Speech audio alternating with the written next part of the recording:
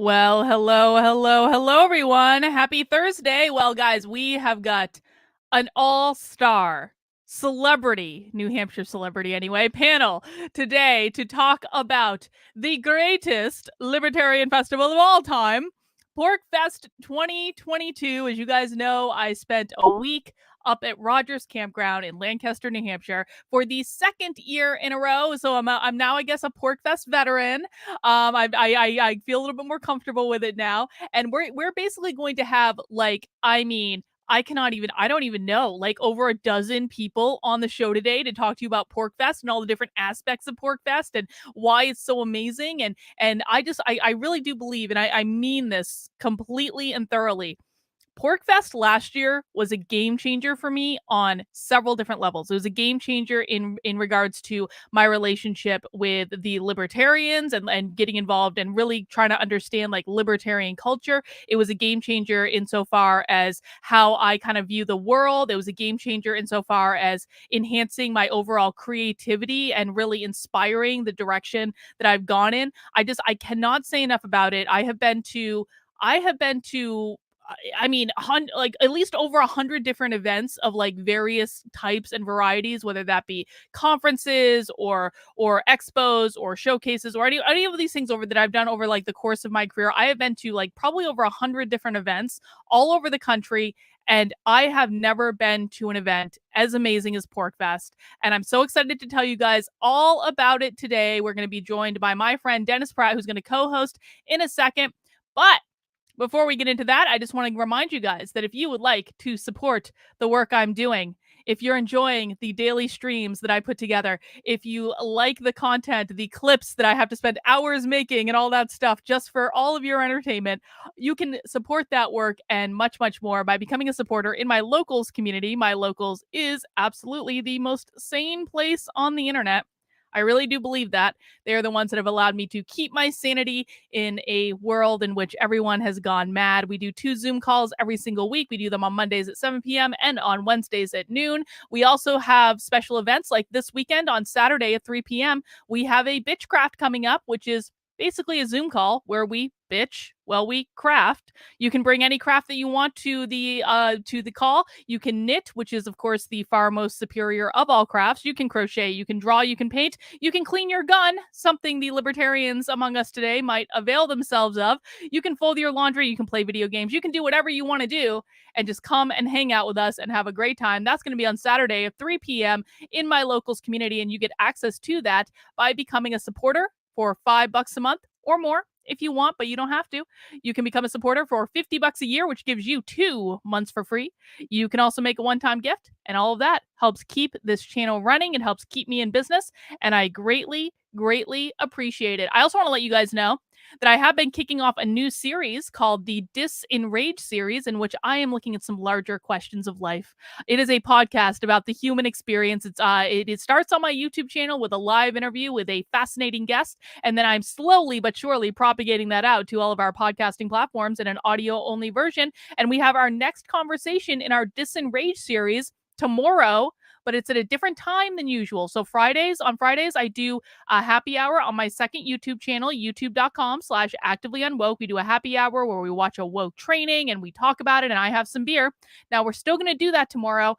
I don't know what the training is yet, but before we do that, Joshua is going to join us tomorrow at 2 p.m. Eastern time for an interview about what it's like to be a professional psychic. What is his process for being a psychic? What does it feel like to be a psychic? How has he been able to develop these abilities? And we're going to talk to him at 2 p.m. about that. I'm personally deeply excited for this interview. I have worked with Joshua for probably like 18 years now, and I still haven't asked him some of these questions, and I'm just really curious. So of course we're going to do it in front of a live audience for your entertainment, and that will be tomorrow on my main channel at 2 p.m.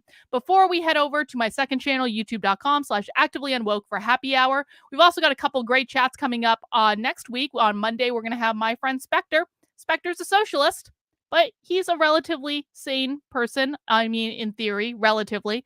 And we are usually able to have really good, productive conversations with each other. So I invited him on the channel to have a conversation about how socialists see the world. And then on Wednesday, well, It had to come about sometime, didn't it? I'm having Dan Smots on the channel, and we're going to talk about, did Hitler go to hell, and other questions related to spirituality. And I'm really looking forward to that. I think it's going to be a really fun, insightful conversation for everyone. Dan Smots is a libertarian. He's also the genius behind Jeremy Kauffman's ads for Senate, but we're not going to be talking about any of that. We're going to be talking about the bigger picture questions and spirituality and all that good stuff. And then on Thursday, I have Jennifer coming on too. Jennifer, I'm sorry I haven't made your thumbnail yet, but Jennifer is coming on the channel on Thursday to talk about what it's like to grow up in a conservative Christian cult. So we're tackling the easy questions in my new Disenraged series, and I hope you enjoy it. Emphasize says, can you emphasize what luxury beliefs are? No, not right this second, Emphasize. And the reason I say not right this second, although I do appreciate the super chat, is we got to get this show started. And in order to get this show started, excuse me, I have to bring on my co-host for this illustrious event, the one, the only, ultimate libertarian ethicist and PORCFEST organizer, Mr. Dennis Pratt. Dennis, welcome back to the channel. My goodness, Carlin, your lineup this week, I was thinking that having 13 people on in a very rapid fire type of overview of PORCFEST was going to be like so hard. But no. This is going to be the easy one for you. I'm a pro. It's that Hitler conversation next week's probably going to get me in some trouble if we're honest about it, but we're going to do it anyway, you know? Because I'm a libertarian, Dennis, and I do what I want. If I want to have conversations about Hitler, I'm going to have conversations about Hitler, okay?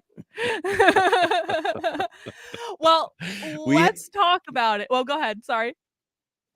No, I said we have the tough conversations. I mean, you wouldn't get to libertarianism if you didn't question things. So, it's, of course, libertarianism isn't a spiritual belief, but it is an ethical belief. So, but it just so happens that we question a lot of things besides ethics and besides politics and besides how we treat one another. So. Absolutely.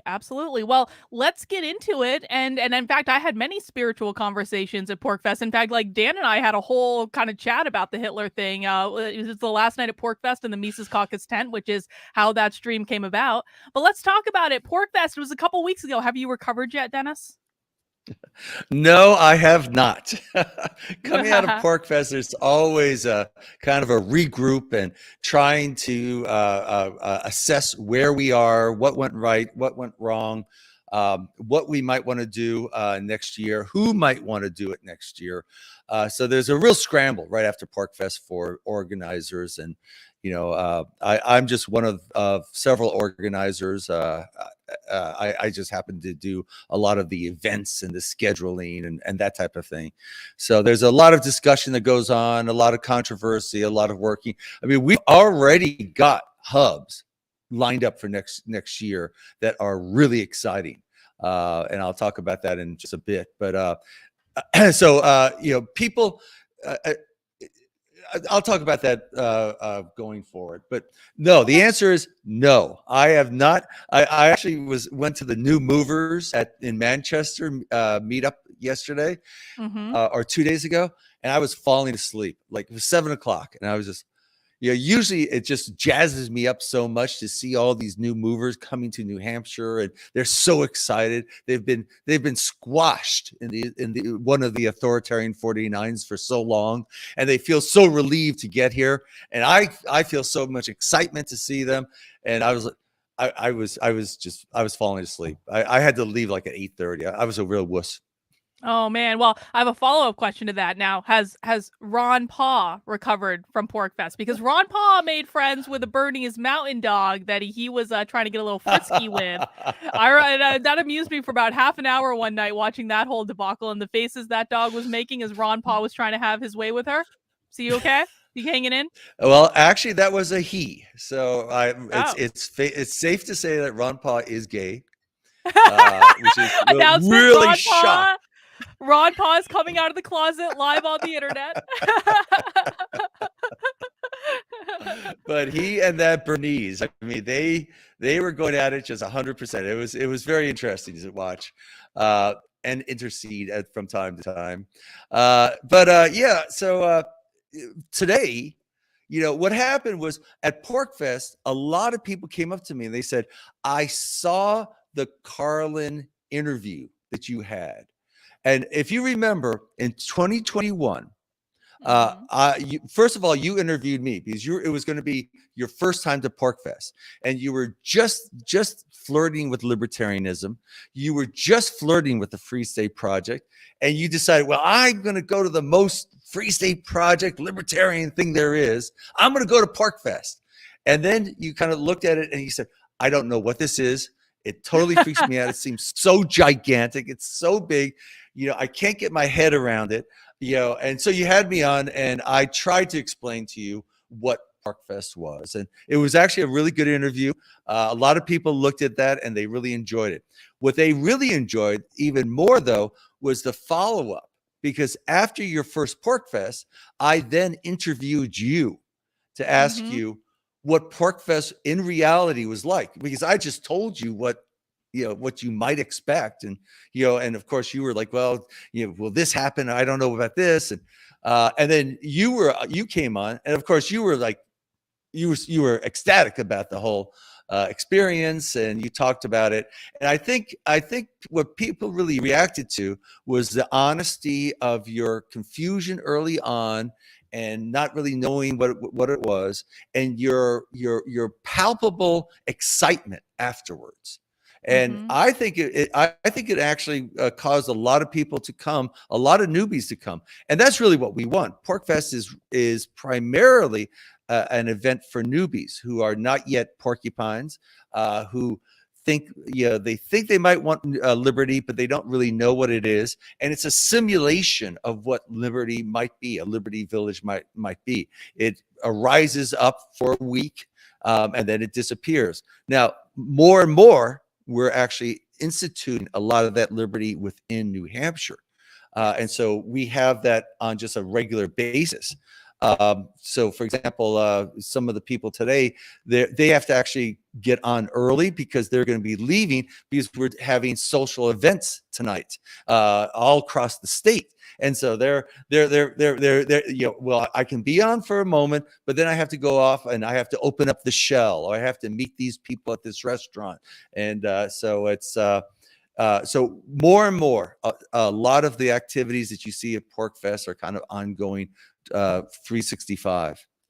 Yeah, and that's really true. There are literally liberty events every single night of the week. Every single day you can find something to do in New Hampshire. It is absolutely incredible, the calendar that's put together. But no, you're right, Dennis. I was really nervous last year. I was like, I have no idea what I'm getting into. This could be crazy. This could be I'm going to be there for several days. Like this is very different from anything I've ever done before. And it was just like, last year was amazing. It was just like I said, it was a game changer for me. It truly was on so many different levels. But this year, I think it was even better. And I say that for a couple of reasons. I was actually there longer this year. So last year, I think I got there on like Wednesday, and I had to leave early Friday morning because I had to fly to LA. So I was there for a couple of days, which was enough for me to get a sense of it. But this year, I was there literally the entire thing, Monday through Sunday. I also stayed on site. So I was in the motel at Rogers. I did not camp. I will not camp. That is a line I will not cross. But I was at the motel, and it was actually really nice just to be on site. And it was actually like, what it was is like, because I was on site, I literally did not have to leave the campground for almost the entire week. I took a couple drives into town to go to the Shaws, like a couple days. And like when Sunday morning rolled around, I was like, I was of two minds about it. I was like, I'm kind of ready to go home. But the minute that I drove away from Rogers, I was like, I don't want to go back into the real world. This libertarian community is just so nice. I want to stay here. Yeah, I got there the Friday before PORCFEST even opened. And so for me, there's things I have to do to kind of prepare for everybody to come in. And I actually want to greet people as they're coming in. But also I get there a little bit early just so I can kind of unwind. Right before PORCFEST, I had, I pulled 3 all-nighters, 2 all-nighters in a row. And I'm not the young, I used to pull all-nighters all the time. So, but I haven't done that in a while. And I was just exhausted, and there were all these like little issues and technical difficulties and problems. And I just wanted to kind of get back into the sense of gratitude, of live and let live, of respecting other people, so that when people showed up, I could be in that space and support them getting in the space, because a lot of these people are traveling all the way across the United States to get to this festival. And so they've been driving for days, and they finally make it to the gates of Rogers. And I want to be there and be kind of this welcoming group of just, you're here, you're safe, no one's going to attack you here. The police aren't going to come for you, so you can actually just live and be yourself here now. Yeah, and I want to emphasize the safe aspect too, because of course there are a lot of people at PORCFEST that walk around with very large guns, and so sometimes people are a little intimidated by them. But let me describe how safe I felt at PORCFEST. So Rogers is a little bit old school, and they have for the motel, they still have those keys that are actually like on a keychain. I haven't seen like an actual key in like years to get into a room, but that's what they have. And I didn't want to carry it around the campground. I was like, I'm gonna lose this thing, like whatever. I literally left the door to my motel room completely unlocked with like all my stuff and my computer. I won't tell you which one I was in, but like I literally left it unlocked, and I was like, I felt completely safe doing it. And that's just like the environment of PORCFEST. Like people leave each other's stuff alone. Like kids are running around free range all over the place with like no parents. Like occasionally you'll hear a mother kind of yelling at their kid for going too far away, but like it really is an incredibly safe environment for families to bring their kids to. Yeah. So the first two of this, and I think it may be a trilogy. The first two podcasts that we did together was so impactful to people. But both seeing and identifying with your confusion and nervousness, and then seeing your elation afterwards. So I was thinking, well, what if this were actually a trilogy? And that was my request to you. What if we actually show some of the people who actually make PORCFEST happen? Let's do it. Let's do it, Dennis. I think it's a great idea.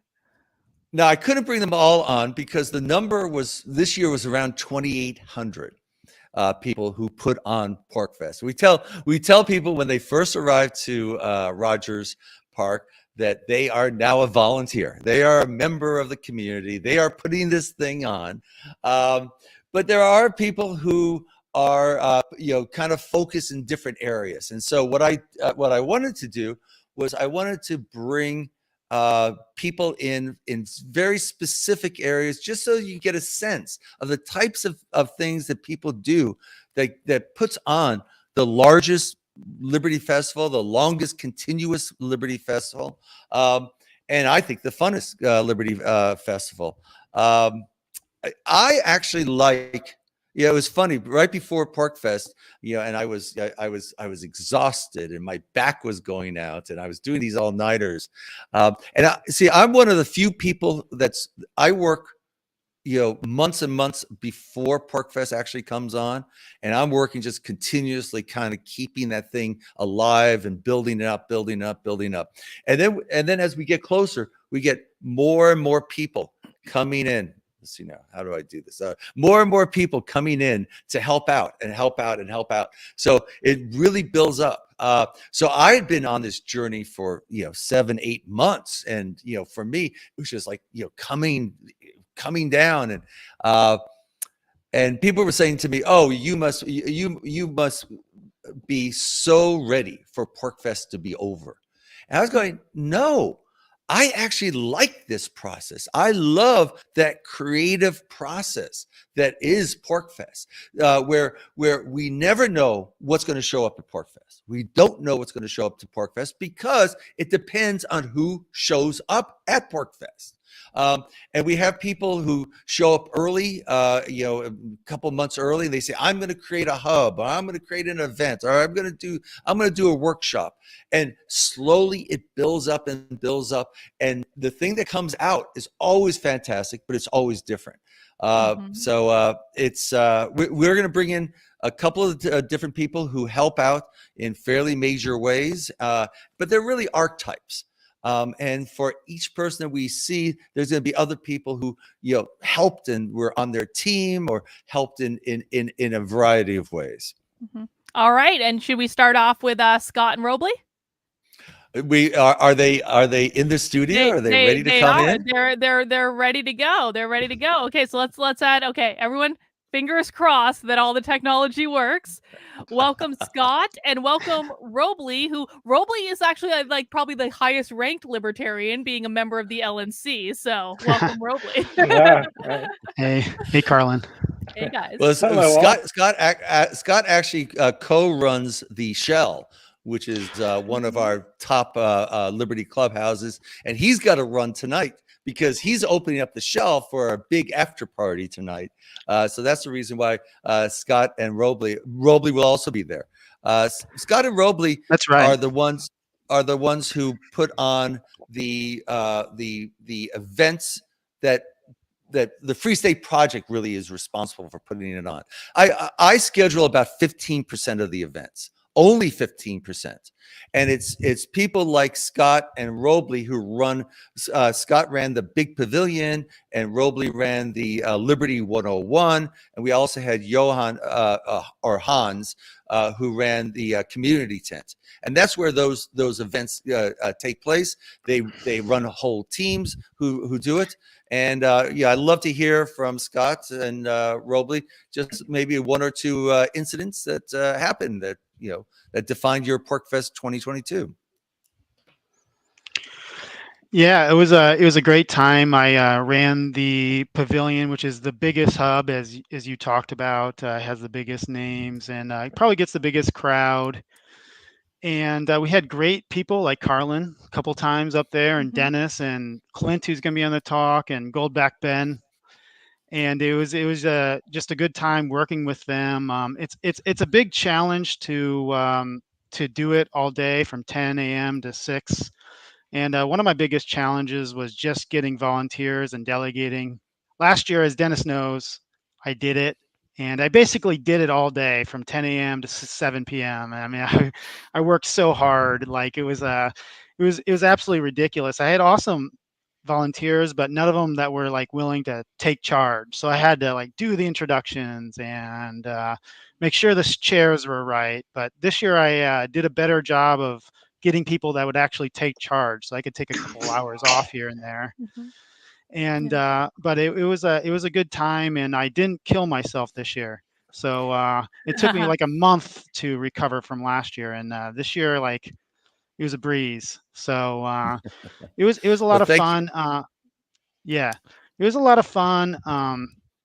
There wasn't quite as many big names. But besides Carlin, she was like she was a big show, but there wasn't quite as many names. Like last year we had Tom Woods and Dave Smith couldn't make it this year. But it was really fun to get to talk to all the presenters and getting them on stage. We really want to make the presenters feel good and enjoy their experience at PORCFEST, and then make the pavilion look nice. So making it look nice and having a good overall experience is cool. A couple of things that were kind of fun is Scott, I'm going to cut you off just because we have so many people on the line.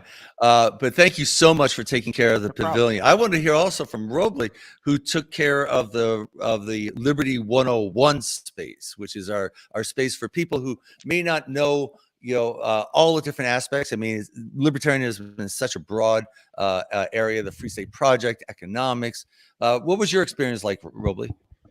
Well, it was very good. I mean, the 101 space is more where people can come and geek out on knowledge and learn subjects across the range. And we have a lot of people coming to PORCFEST that maybe aren't libertarians. They can come and learn about basic libertarian principles, libertarian ethics, rights, economics.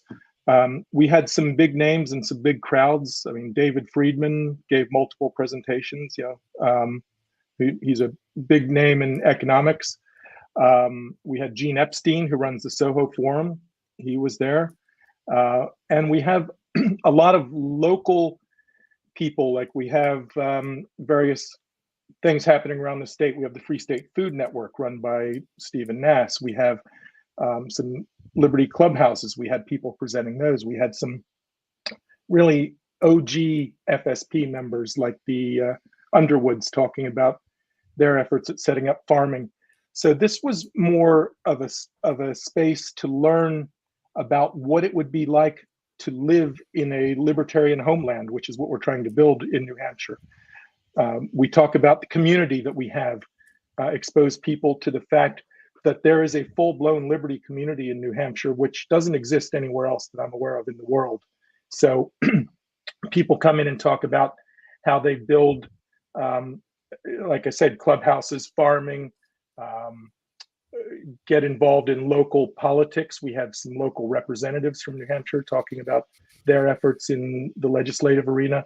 So it's very much an educational facility, not just for basic economics and libertarianism, but on how to participate in and grow a community, a liberty community, which we have very successfully built here in New Hampshire.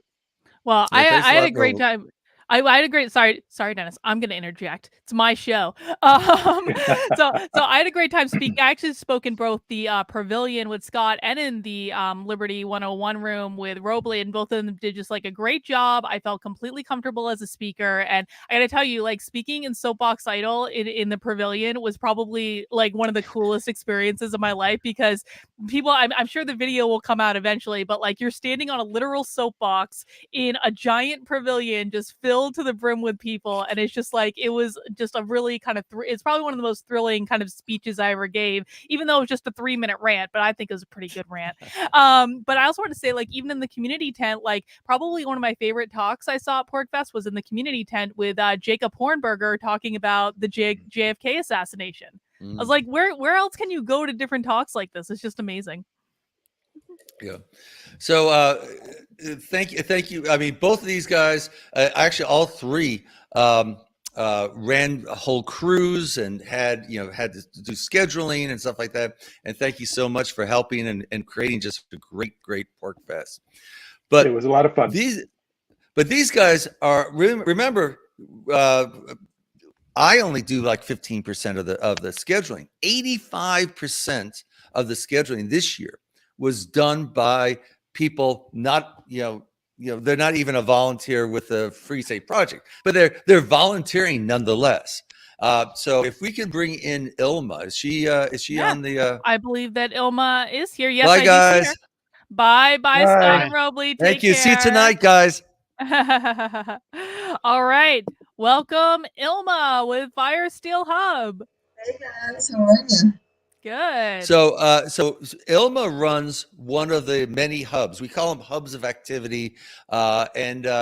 This Ilma last year ran the busiest hub. So, I actually end our programming like around 6 or 7 or 8. Ilma sometimes goes until 9 or 10. So it's a very late night for Ilma. She does it in conjunction with her company Fire Steel. So she has a whole this year you had one canopy that was just for the venues for a wide variety of events, and then another one which was your vendor site. So go ahead and talk a little bit about your experience, Ilma. Sure, I'd be glad. Thank you for having me, by the way. It's an honor to be here. So I thought I'd talk a little bit about how it is that I got involved in this, because Dennis, you're always talking about people, who complain about this, that, or the other. You're always saying, well, just step in and do it. Just volunteer and fix it, right? And so what ended up happening, my husband and I, Ron and I, had been to PORCFEST previously just as attendees, but then the great thing happened in 2020. And as you may recall, everything was kind of like shut down, and we weren't sure if we were supposed to be there or not, but well, we did it anyway. And we couldn't have the big pavilions in the field because we didn't want to attract attention. And there was basically a lack of tents and, rain, canopies and whatnot. So one of our peeps, Gaston, had said in one of the chats, hey, does anybody have any extra canopies just in case it rains for people to just have a place to be? And I was like, oh, we have a business, we have some canopies.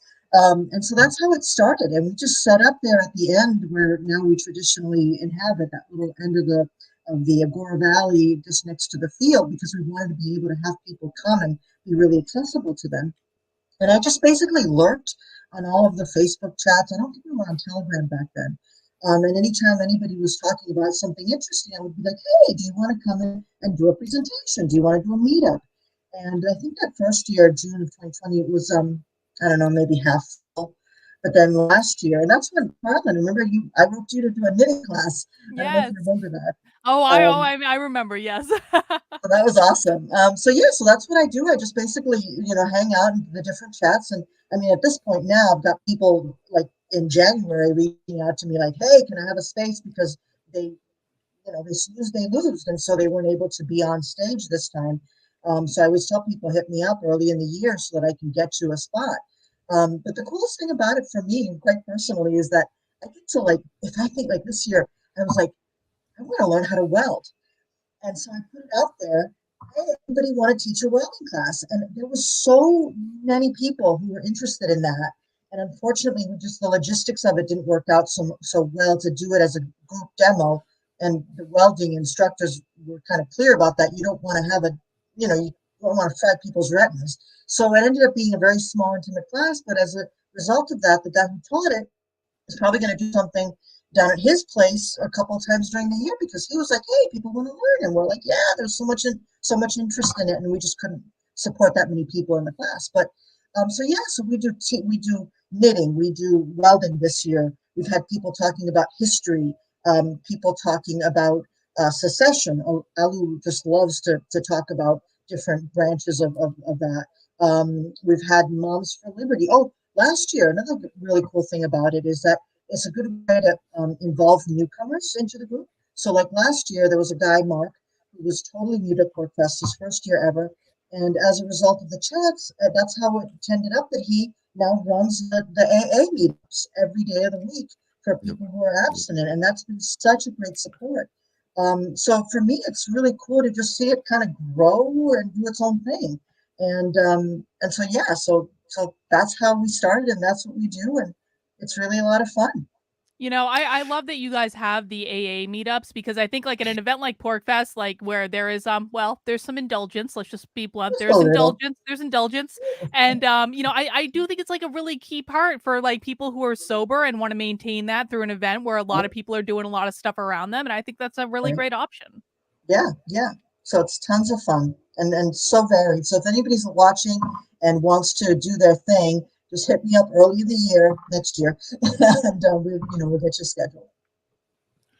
Yeah. So Ilma runs the most active what we call a venue. So the hubs are divided into venues, and then we have some vendor hubs. So it might be a product or a service or a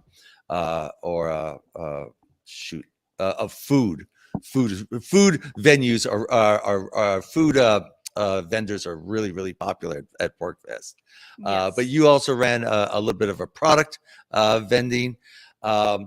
But the fifth type of hub, besides the venue and the three different types of vendors, is the lounge. And the most popular lounge last year, and arguably one of the most popular this year, was the Mises Lounge. So Ilma, we're going to say goodbye to you. Is Bill Barter in Tall Bill is in the chat. He is. All right. Well, let's Ilma, bring him in. Thank you. And Bill, welcome to the stream. Hey, what's happening? Not hey, much. Bill. Good to be on this podcast for a different topic than last time. Yeah. Well, the last time I think it was you two having a surprise debate. Yeah. Wasn't really surprised. I thought it was going to be a discussion. It turned into something different, but we're all friends. Yeah, it's fine. Yeah, so I organized the whole Mises Caucus. I wasn't the only organizer, but I was one of the main organizers of the Mises Caucus Hub, the Libertarian Party Mises Caucus. And the whole thing started, we decided we were going to go to PORCFEST after like March of 2021 last year. So it kind of fell together in just 3 months. Didn't know what we were doing. We kind of had the culture on our side because Dave Smith and Robbie the Fire Bernstein come through. And so we had that going. We were just like, well, if we're going to be a big draw because of that, we need a big tent. So we organized a couple of fundraisers, which I think is a smart thing to do if you want to run a big venue. And we raised some money to buy a real big tent. It's 16 by 32 feet. We got another tent. People donated. So we, threw together ideas. Last year, we had somebody come through and make tacos at our hub under like a smaller canopy.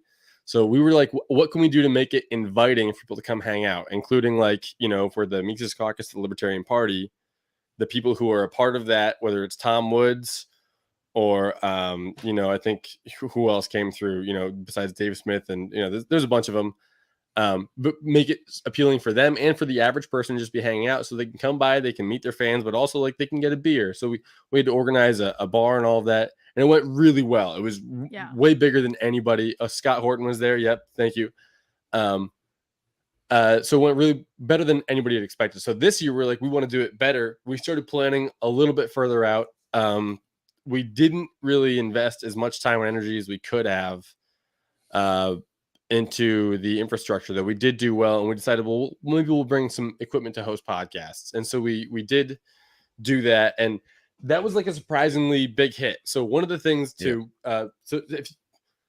you want to organize a hub at PORCFEST or a lounge at PORCFEST, I would say bunch of chairs, bunch of tables. You're going to need these things. You're going to need a couple of tents, and you're going to need, like refreshments. If you want to have that at the site next door, that's one thing. If you have it right there, that's great. Keep these things in mind because you want people to come and hang out, and they will, people are willing to donate for drinks and stuff. So do all that. This year, we were like, let's take it to the next level. We're going to have podcasters. And then it got to the point where we did 3 of them, and then we did 2 spontaneous ones. And so next year, we're going to hopefully we'll do another couple fundraisers, get another big tent, do it even better, and have a plan for the food. And we'll just do it. We're already planning this year for next year. So it's going to be even better.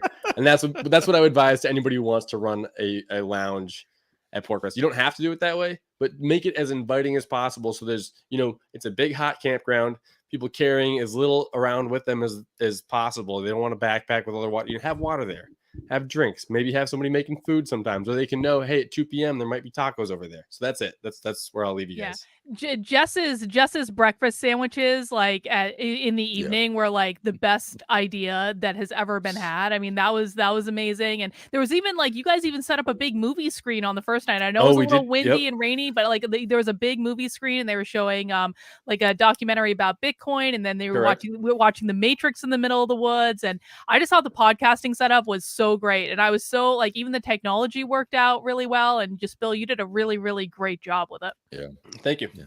It was a lot of fun. I think that podcast idea is going to be replicated this year. I think so many people saw what you guys were doing and go, well, why can't we do that? And now you actually had a number of technical issues, and you're already thinking, okay, I'm going to fix these technical issues this way and that. And so, of course, Mises, as usual, will be ahead of the curve with what they put on. But it was it's always fun down there to go to the Mises venue.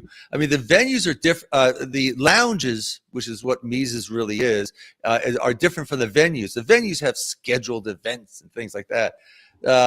Mises started off as just a pure lounge, a pure place just to hang out. And now you see that they're starting to drift into, and they're adding in venue types of events, and they're adding in vendor merchandise and refreshments and things like that. So as people are getting used to this. Sorry to interrupt, Dennis. I just want to say, Scott Horton was hanging out at the Mises venue pretty much all day, one day, just hanging out, chatting with people, wanting to have different conversations. So it was really one of the cool things about PORCFEST is you really can get up and close with these major influencers and just sit down and have a conversation. Yeah, it's great. So thank you very much, Bill. I mean, the Mises Lounge is one of my favorites to go to. Although I'm usually too burned out by the end of the night to go to your late night shenanigans. Oh yeah, we're late. Which is really where you guys really shine. So that's you can, as long as you have a campsite, you can create one of these hubs. We do have some people who do create kind of mega hubs, large hubs. They're sponsors, and they for a certain amount of money they get much bigger tents and a much better location. And one of the sponsors this year was Goldbacks. And is Benjamin Schaefer in the studio? Benjamin is. So we're All gonna right, remove well, Bill. Bye, Bill. And Benjamin, so welcome to the show. Hey. Goldbacks was something that was introduced at PORCFEST, at least to my vision, about 3 years ago. We started using it.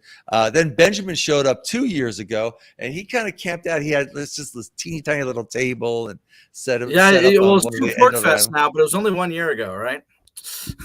Right. So And yeah, then that this was year, launched he New decided to Hampshire come in Gold as a Fest. sponsor and set up a whole big tent. Go ahead, Yeah, Phil. and the sponsoring was great. I mean, we of course we spoke at the big pavilion a couple of times, brought in some interesting crowds, which was great. I've actually crunched the numbers for future sponsors if they want to know this kind of information. I've crunched the numbers. We made more money than we spent. It was absolutely worth it to sponsor PORCFEST. There was just so much excitement around the Goldbacks, which we were really appreciative of, and that's why we launched the New Hampshire Goldback last year. And I'm beginning to think, well, gee, it's the free state, right? You got to have a free state currency for a free state. It's really, really taken off there so much so that I keep thinking I'm a little haunted. I live here in Utah, just come out for PORCFEST, but every time you meet a free stater, they'll be like, so when are you moving to the free state? And I'm like, oh my goodness, I'm feeling tempted. So well, Benjamin, I just want to interrupt because not everyone might know what a goldback is. I, of course, know what it is. And I introduced my husband to goldbacks and he loves them. He thinks they're like the coolest thing in the world. So for people who might not know what a goldback is, what is it? Goldbacks are money. They are made out of 24 karat pure gold. And they are basically just cash money that you can use for regular transactions.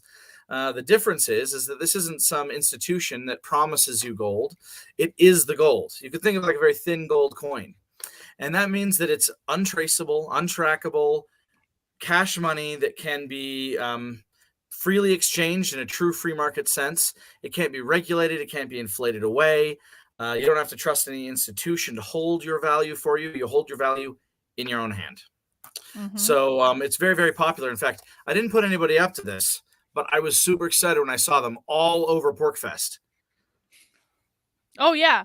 People, you could buy food, you could buy products with these things, and even like in New Hampshire, like normally, like you can actually use goldbacks in like your normal like stores. Not all of them, of course, but like many stores in New Hampshire, like convenience stores and things, you can go buy your groceries with them. They're great.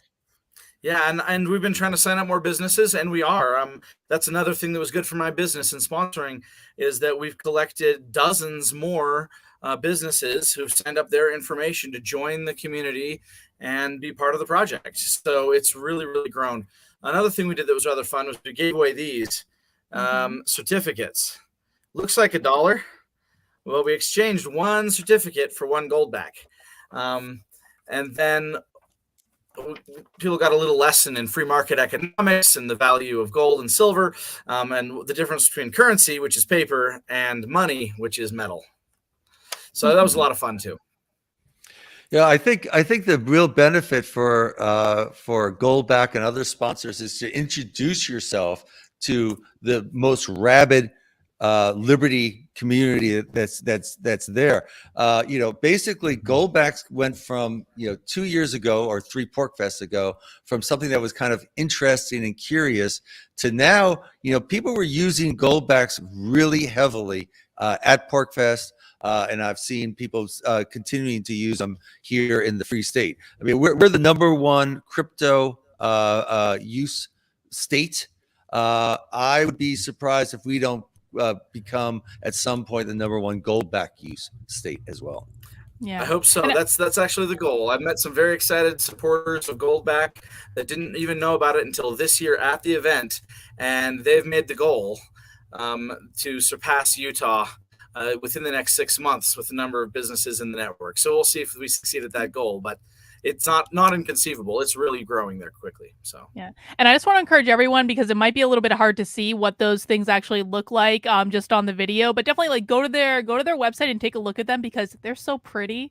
They have the best design on them. Like this is like the most artful designed currency that has ever existed. Yeah. And of course, we'll take over that #1 spot a lot faster if Benjamin, you move to the Free State as of course a representative of the Utah Manufacturing Company. So, Benjamin, so yeah, it was a really good thing to sponsor, and it was totally worth it. The other thing we did too, of course, was you guys set up a great hub for us to be a free marketplace. And so everything was priced in the gold backs, and having that great venue was also really important. And that's, as a hub. So yeah, thank you very much. We love PORCFEST. It's one of the best things. Well, we've been talking, Carlin, about the various places, the vendors that might be there, the sponsors, and the venues and the lounges. Well, we haven't talked about the speakers. Of course, Benjamin was a speaker and Bill was a speaker. Actually, a lot of the people we've already seen, they talked about areas that they knew a lot about. But we have people who come in as more just pure speakers, and they have ideas and they want to share it. And then they kind of shop their ideas and their talks at various hubs. So the archetype there would be Clint. Is Clint Russell in the studio? Clint is in the studio. Well, thank you, Benjamin. We'll see you later. Thank you, Benjamin. All right. And then welcome, Clint. Let's go. Yes, in Florida for the moment, but we're working very hard to change that. Yes, I am in the much less free state of Florida, en route to the Free State Project one of these days. But I want to again thank you guys for having me as a speaker out there. I had never given an hour-long speech, and I had 2 in back-to-back days. It was an absolutely thrilling experience. Mm-hmm. Yeah. And you gave 2 talks at the one in the pavilion and one in the community tent. Was that true? Yeah, I did the 101 and the both 101. of them. Yeah, both of them were basically ESG talks, and then I also did an hour speech at the pavilion that was about kind of how we break ESG and what the future of the economy might look like in a more free world. It was a good brain stretch for me to try and take all of this darkness and pivot it into some sort of optimism. But then the rest of the time, I basically just bounced around. I did Kibbe on Liberty with Matt Kibbe. I did a live podcast of Tower Gang with my buddies.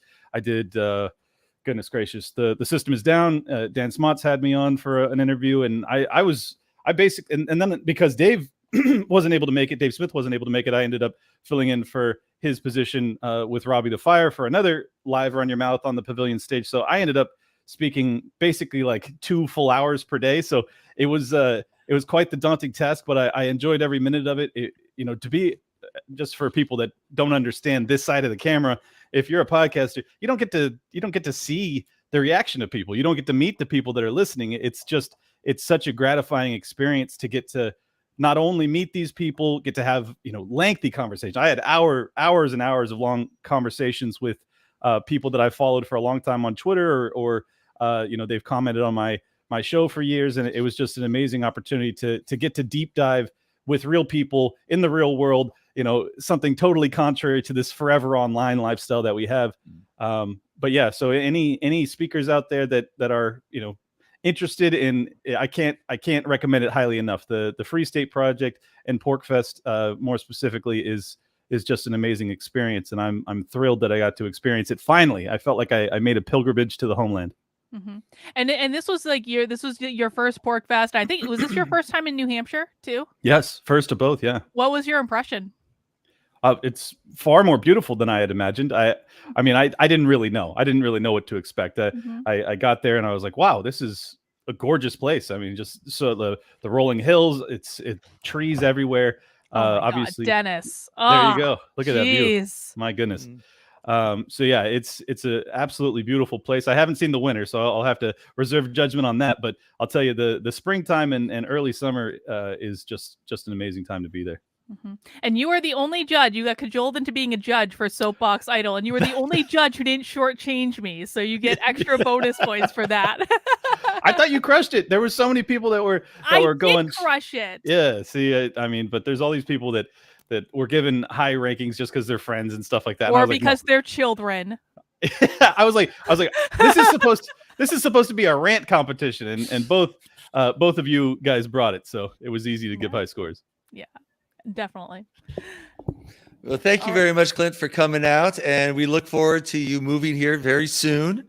You may as well live and build freedom, and rather than just talk about it.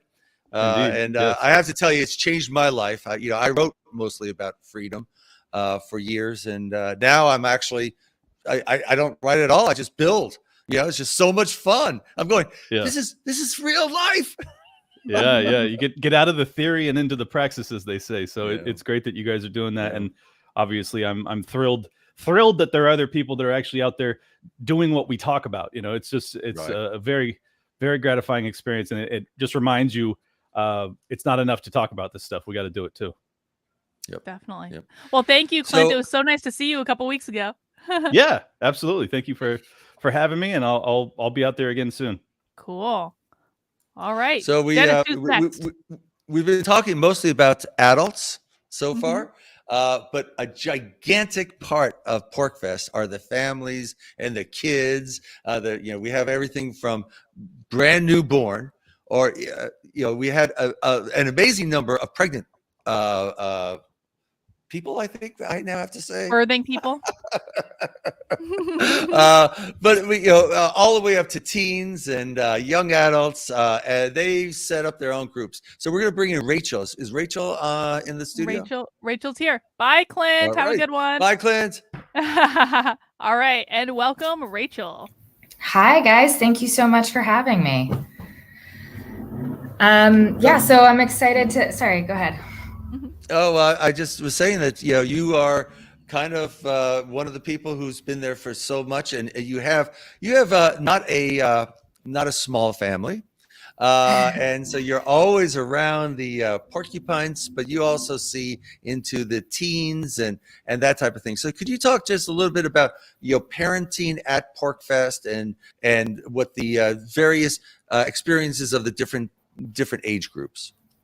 Yeah, I mean, it would be impossible to condense into this 5-minute structure, sort of a week of the family activities that get put on at PORCFEST and that sort of develop organically as well.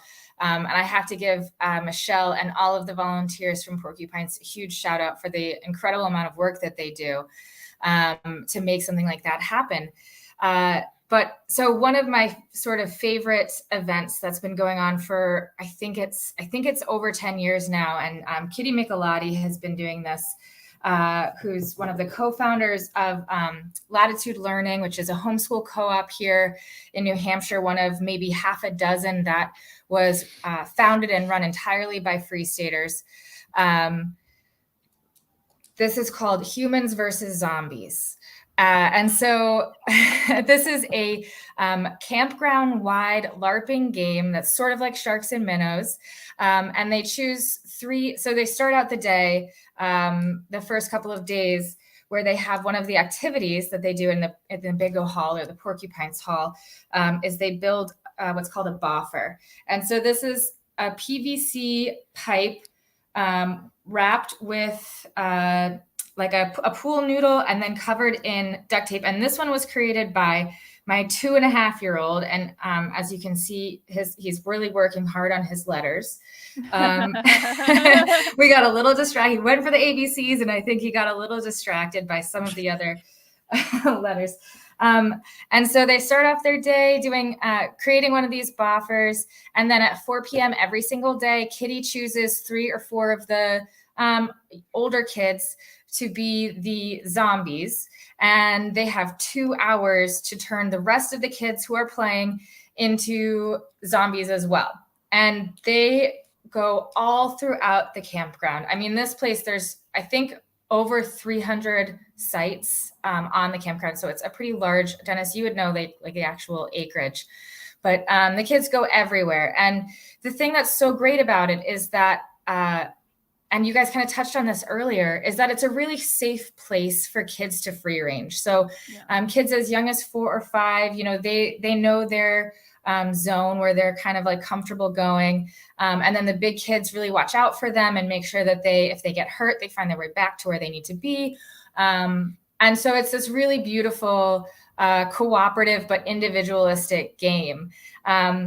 And so that's like a formal version of what happens, you know, every day at 4. But what's really fun about it is that the kids also throughout the day will come up there with their own versions of the game and organically sort of develop these other ways of playing. So, you know, they'll take a break for snack and then they'll go back to playing their game. And it's very free range and very organic. And it works for a wide range of ages as well. Now this year, So Kitty collects $5 per boffer to cover the costs. And I think that she also donates the extra either to PORCFEST or to Pork Family Connection, which is like a kind of in the name, a porcupine family nonprofit that funded the bounce house and does other like fun activities throughout the year here in New Hampshire. Now on Tuesday, she had the cash, the $5 per boffer, and I think it was something like 500 boffers were purchased that day. Wow. So you can do the math. She had it rolled up in just a roll of cash, of petty small dollar bills. You know what I mean? She lost it in between Porcupine's Hall and her car. And obviously that's devastating. Like, first of all, you can't resupply boffers for the rest of the week. But also that's a significant amount of money that would have gone towards whatever, you know, charitable cause I'm not sure if it goes to, does it go to PORCFEST? No. I don't know. No. Anyway, so she's obviously devastated. Somebody turned it in at Lost and Found. Yeah. So this is just the kind of ethos I think that PORCFEST has. It's a great place for families. It's a great place for kids to explore their boundaries and learn more about how to interact independently without their families. But also it's a really great place for families to bond as well, you know, around the campfire, et cetera, et cetera. But it's true that the people who attend PORCFEST in general do not want to steal. They don't want to violate those kinds of first principles of libertarianism. And it's just such an amazing place for your kids to kind of see those role models and learn more about, you know, what an anarcho-capitalist society might look like. I'll do one more like little quick thing about some of the opportunities that kids have. I know we talked a little bit about the Soapbox Idol winner this year, who was a young gentleman who was very brave and 13. He did a great job, by the way. I totally thought, as much as I might rag on the judges for their high scores, he really did a good job, and I was actually really glad. I gave him a standing ovation. I was in the competition. I did too. So. I was like, 13-year-old getting him up in front of that pavilion on that soapbox. Good for him. I mean, he also certainly was like preaching to the choir. You know, I agreed with every word he said, so that helped as well. And just for the people in the chat, like he gave a rant. It was a 3-minute rant about how COVID ruined his life as a 13-year-old. It was fabulous. Yeah. And he's a homeschool kid, so you know. He's right. So one of the biggest criticisms that I heard about that was that he wasn't properly monetizing his value proposition. And that's a really interesting piece of PORCFEST for kids is the child labor organization. So for some of the younger kids, they will get schedules printed out and they'll go out and sell their schedules.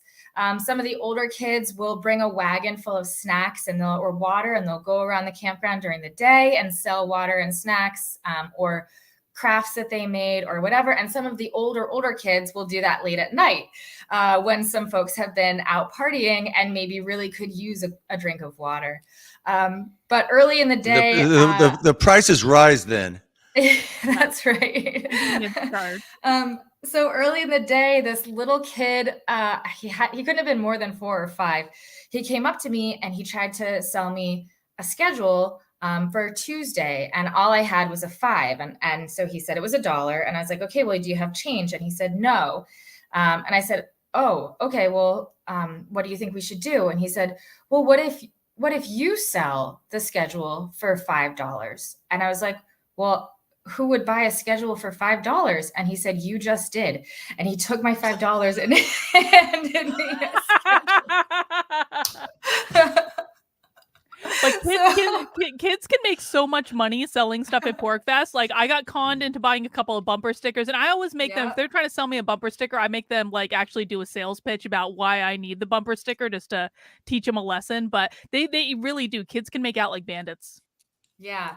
And it's a great opportunity for them to learn what is worth money and what is not. And so it's just a really incredible experience. My kids look forward to it all year long.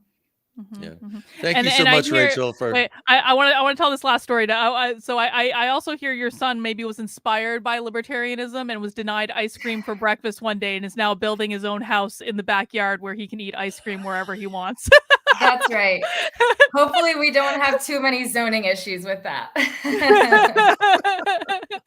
Awesome. Thank you, Rachel. Thanks, guys, very much.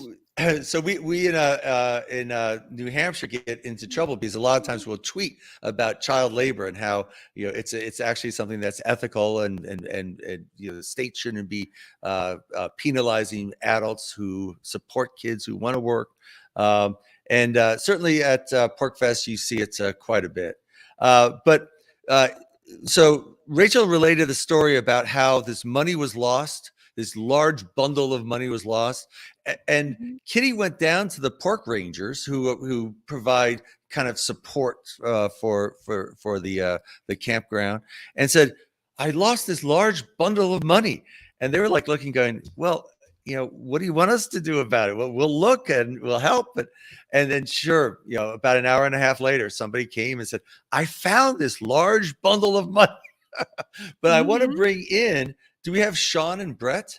We have Sean. I don't see Brent, but we do have Sean. Okay, well, let's bring in Sean because Sean, I don't know if Sean was actually in there. Most of Sean's job as a PORCFEST coordinator, and it's actually a large group of pork rangers, is actually looking for lost, quote unquote, lost kids, and the kids are very rarely lost. They're usually somewhere around the campground, selling something or having some fun or doing something. But that's the primary. That's one of the main jobs. That, and of course, welcoming people and helping people out.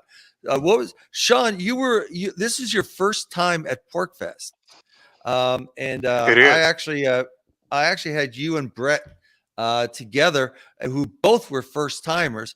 But what we need for pork rangers are the people who know how to de-escalate any concerns and any problems that happen, come to find win-win.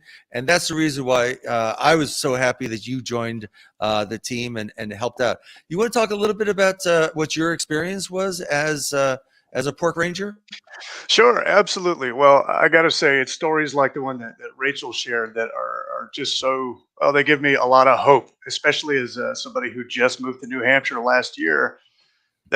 I left communities that weren't trustworthy. That's why I came over here, and seeing that, there really is a concentration of people who I can just trust as another human in that way. It's really reassuring to me personally. And I definitely saw that at PORCFEST.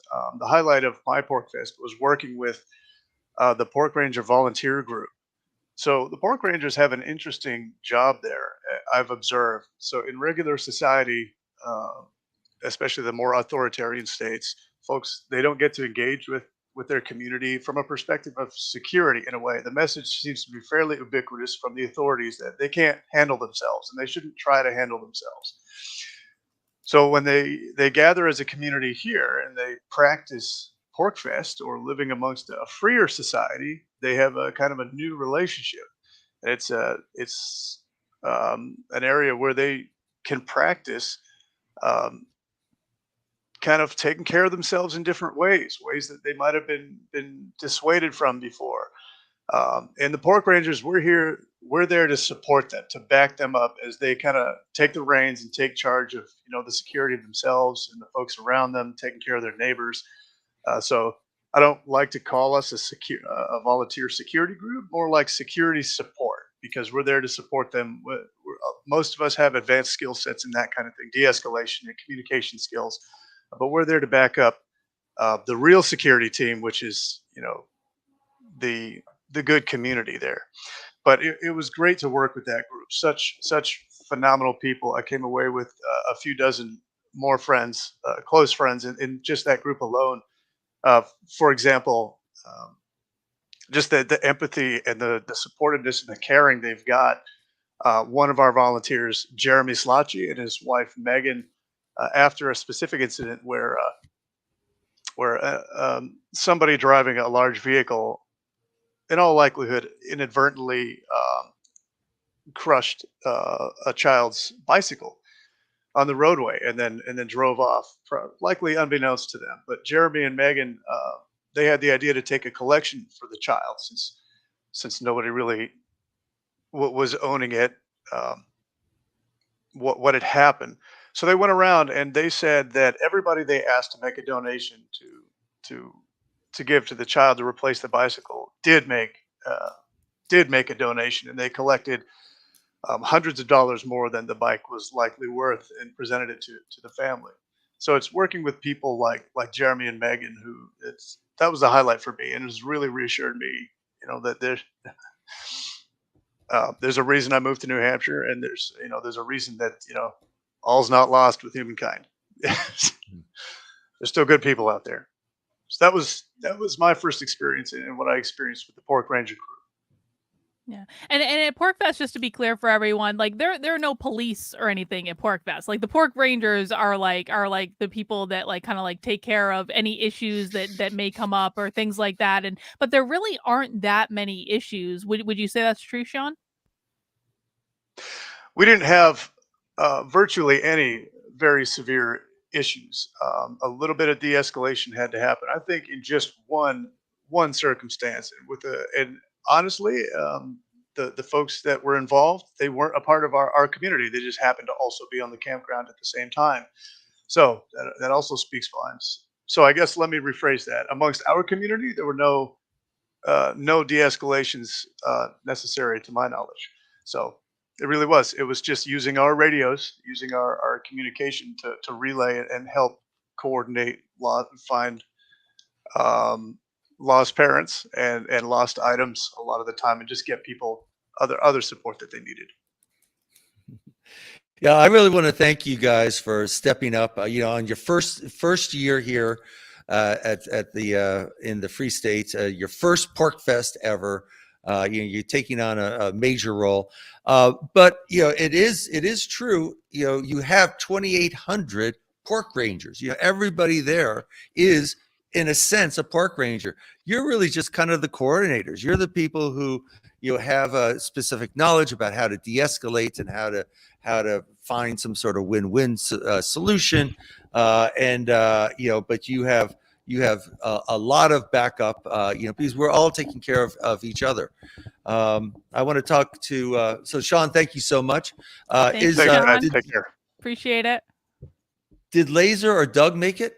No, Laser and Doug didn't make it. Or I don't see them right now anyway. But I do want to say something. So they were going to talk about first aid. So Dennis, so basically the first event that I went to at PORCFEST was a Lou's kind of secession panel in the pavilion, and there was actually a guy who was on the panel who, listen, like, we're in the mountains at PORCFEST, we're at elevation, and things happen, and he actually fainted on the panel. And I have to say, like, in lieu of Laser and Doug being here to talk about first aid, like, I saw immediately a group of people congregate around this guy and just take care of the situation, and it was all fine. But like he literally passed out talking in front of a room full of people, and like everyone was right there and took care of it, and it was all set. Yeah, the free aid are also people who they have specialized knowledge. We have people who volunteer and they're working in various parts of the health industry. We have doctors and nurses and EMT and people like that. So But again, it's also us looking at helping each other. I remember last year, one of our severe issues was a person who just had imbibed way too much, and one of the attendees was in a kind of in a substance abuse. He's a substance abuse counselor, and he and his son really led that whole effort to support this person. And it's that type of community support where we're all working together. I do want to give a shout out to Laser and to Doug for putting in the hours and just being there, so that they operated on me. I brushed by one of the old telephone poles. I got, it looked like I had touched a porcupine with all these splinters. Oh, man. I got most of them out, but there was one I didn't even realize I had it in, and by the next day it was infected. And so Dr. Doug came in and he operated, got it out. So, but I mean, these teeny tiny little things, and we have that support, as part of the community. And of course, that's how PORCFEST is, and it's how the Free State is. So if either of them come back, maybe we can chat with them. But another group of people who really help us out are the facilities people. Did Jay make it on? Jay is on. All right. Welcome, Jay, to the stream. Hello. So Jay and I would get up early every morning and go to the cistern to see how much water we had, and how we climb this little ladder and get up at the top and try to wrestle up the top to see how many pumps are going. It was death-defying climbing that ladder, I will say. I think there were rungs missing, and it was sideways and twisted. Oh, it was bad. It was so bad. So it was, the facilities position basically takes a campground that has an infrastructure that I say supports 200 to 300 people max, maybe, and suddenly we have 10 times that amount of people. So there's a lot of extra things that have to go on in order to effectively support that kind of a crowd without causing problems and allowing things to run smooth. So we have to increase the toilet facilities, for example, by an order of magnitude nearly. Trash is a huge issue. You can imagine with 2,500 people how much trash is generated, and where does it go, and who takes care of it? Well, that fell under the facilities tutelage, and luckily I had an incredibly great team of people that helped me out. I had a trash director named Alec who put together a great team. We never saw full garbage cans anywhere. And I actually have to give the kudos really to the attendees of PORCFEST, more so than even my own crew. We kind of made it known early on that, hey, the garbage cans all have bags underneath them, and if you see a full can, just yank the bag out, tie it off, and leave it there, and someone will pick it up. But at least we don't have overflowing garbage rolling down the streets and making a huge mess. And the people stepped up. I mean, one morning after a weekend big bash down on the main field, there was one garbage can there. I went down in the morning to see what the carnage was, and there was 7 bags all tied up, ready to go, just sitting next to that can. And that was all the people that were doing the partying. So, we talk about volunteerism, and this is what we're seeing, in this community. It's wonderful. We brought in 35 porta potties. We had someone that was cleaning those a couple of times a day. We had a person coming in, helping out the Rogers staff, cleaning up the regular bathrooms a couple of times a day. The water issue that Dennis mentioned, in the past couple of years, I guess there was a real problem where we were just overwhelming the system with all the toilets flushing and whatever else, and ran out of water. This year, I happened to notice that there was a bunch of pipes sticking into the cistern, but only one had water coming out of it. So I talked to the owner of the place, and it turns out, they have additional wells, and we were able to turn 3 more on. So quadrupled the water supply, and for the first time, I guess, in a few years. Wow, that makes have a problem. well, that makes a lot of sense, because I was actually really surprised, because last year the toilet, the like official toilets were only open like certain hours of the day, and I didn't see that happen this year. It was like everything was just seemed to be running much more smoothly in that regard. Right. Well, there was absolutely no water issue. The cistern was full the entire time. You know, in the previous years, everybody worried about usage and trying to mitigate usage, didn't really consider the supply end of it. So this year we took care of that, and everything ran just incredibly smooth. It was wonderful. Well, yeah, last year also was a big drought up in the mountains, and this year they had a surplus of rain, so that really helped us. You know, Jay talks. You know, Tuesday morning, I think both Jay and I went up there, and the cistern was practically empty. And I was going, oh my God, how can this be? You know, it was Tuesday. Was it Tuesday or Wednesday when that happened? And I think it was Tuesday. I just panicked. Day. It was Tuesday. There's like, oh, there's only 500 people here. You know, what are we going to do when it's 5 I was times going, that's right. That's right. Yeah, 6 times, right? You know, and it turned out that they had used all the water to fill up the swimming pool, and a lot of the RVs that were coming in were filling up with water. We asked them to fill up before they come, but of course they come in and they fill up all their water, and so it just had drained the whole system. We, you know, Jay got the other pumps going, and we filled up, and after that we were good, which was right. I mean, that's my you know, I think facilities are like my number 1, number 2 biggest concerns. Right. Water in, water out. Can we do that? Right. And trash out. Yeah. And admittedly, you know, my position in tutelage is certainly not nearly as glamorous as everybody else. But I mean, very, probably very important. Yeah, well, I was just going to say that, like, it might not be glamorous, but it is probably one of the most important positions, just in terms of like everyone's comfort level. And you know, again, like on a campground with thousands of people in it, you expect there to be like, and people engaging in hooliganism and debauchery, like you expect it to be a lot more messy than it is. But you guys did such a great job in keeping everything clean, keeping everything running, and it's just like it seemed to me like a well-oiled machine. Yeah. And I really want to thank you, Jay, for stepping in at the last moment to help with this critical facility. Again, you know, what we look for in our coordinators are people who are, you know, good, competent people who you can really rely on. And thank you very much for doing it. And I want to just give a big old thank you to Alec for doing the garbage. We had the highest wins I've ever seen at PORCFEST this year. And if those garbage cans in the past, you know, 4 or 5 years ago, I remember the garbage cans would be filled, and then they fill up, and then they fall in on the sides, and now you get a wind, and now you got garbage going throughout. This was the cleanest PORCFEST we've ever had, I think, and it was due to both Alec and Jay and their crew, and also just the volunteers.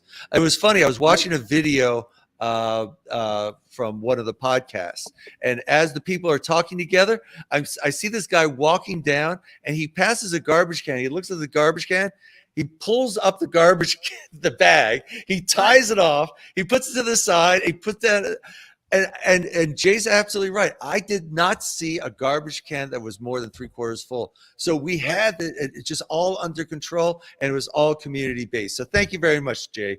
Really appreciate it. It was my pleasure. I really enjoyed helping out, and really enjoyed my time at PORCFEST. It was great. Thank you, Jay. Appreciate it. Thank you, Jay. So of course, the largest group of volunteers who explicitly volunteer are the people who do registration. And these are really the critical people, because they're the first people who greet that person who drove all the way across the country, you know, through all those authoritarian states, and really nervous, you know, oh my goodness, you know, why did I decide to do this? And they come to this place and they don't really know what's going to happen, and they meet registration. So is Constance there?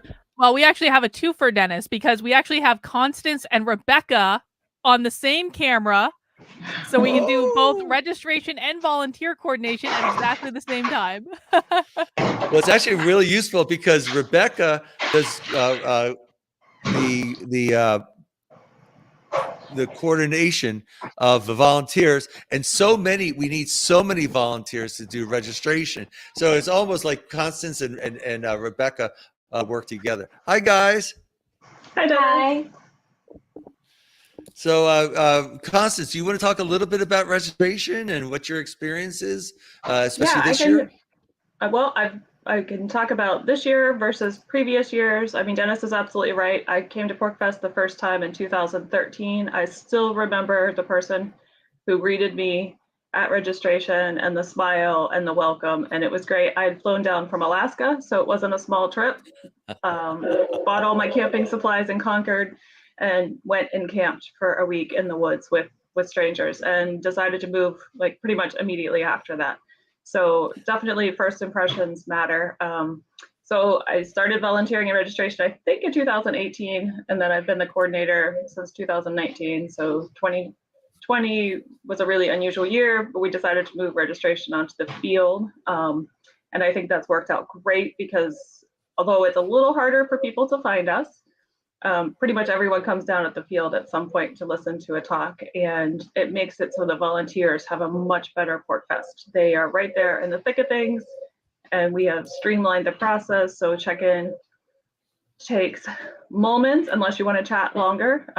We didn't really have any lines this year, so everyone got in and out of the tent really quickly unless they wanted to hang out and ask questions.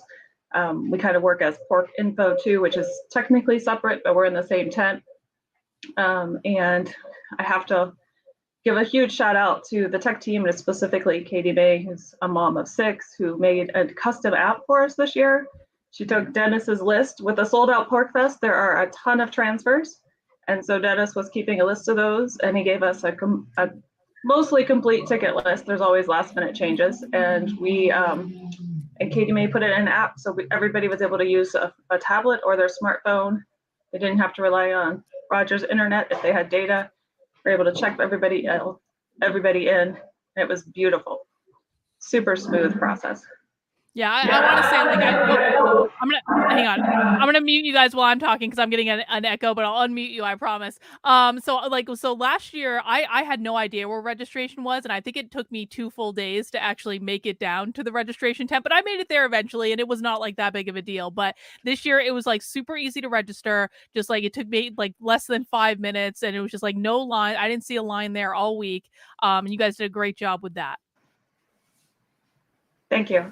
We also try to make it fun. Oh, sorry, Dennis. I encourage first-time people to volunteer at registration because it's a great way to meet people, not only the people coming in to register, but also the other volunteers. I mean, we have one volunteer, or one couple that volunteer.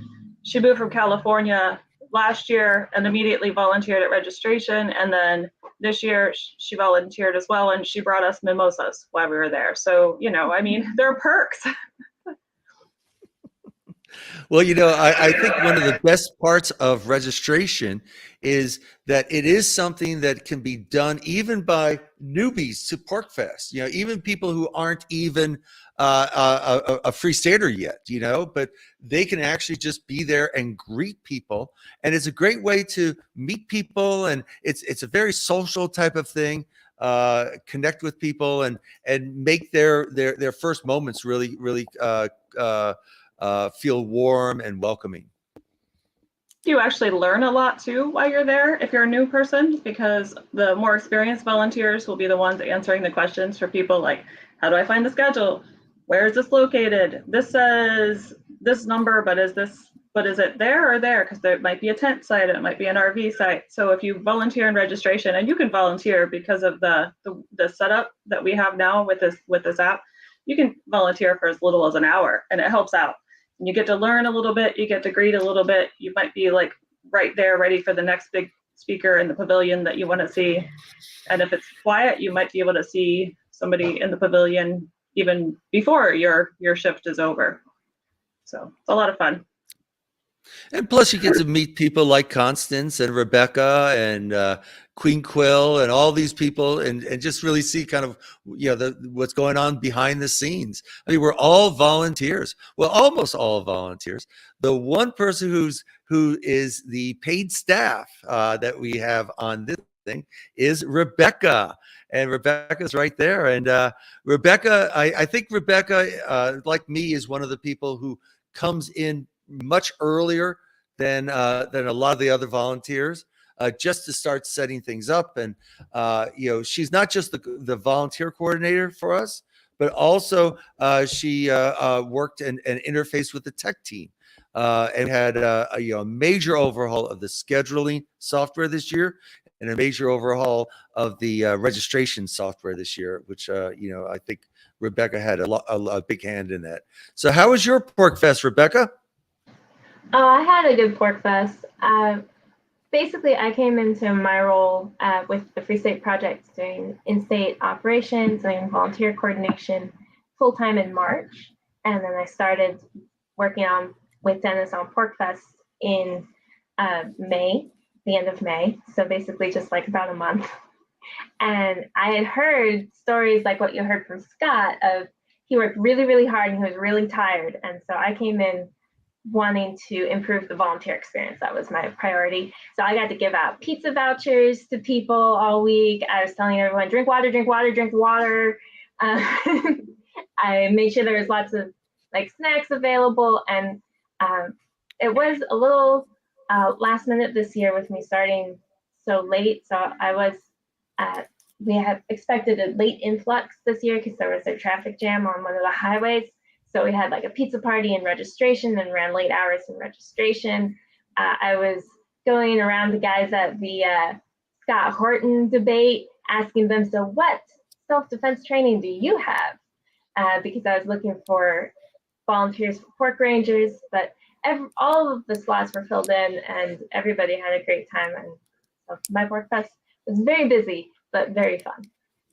And you also actually impromptu moderated a panel with Rachel and Ashton and I on women who left the left for liberty. And you did it in full face paint, which I very much appreciated.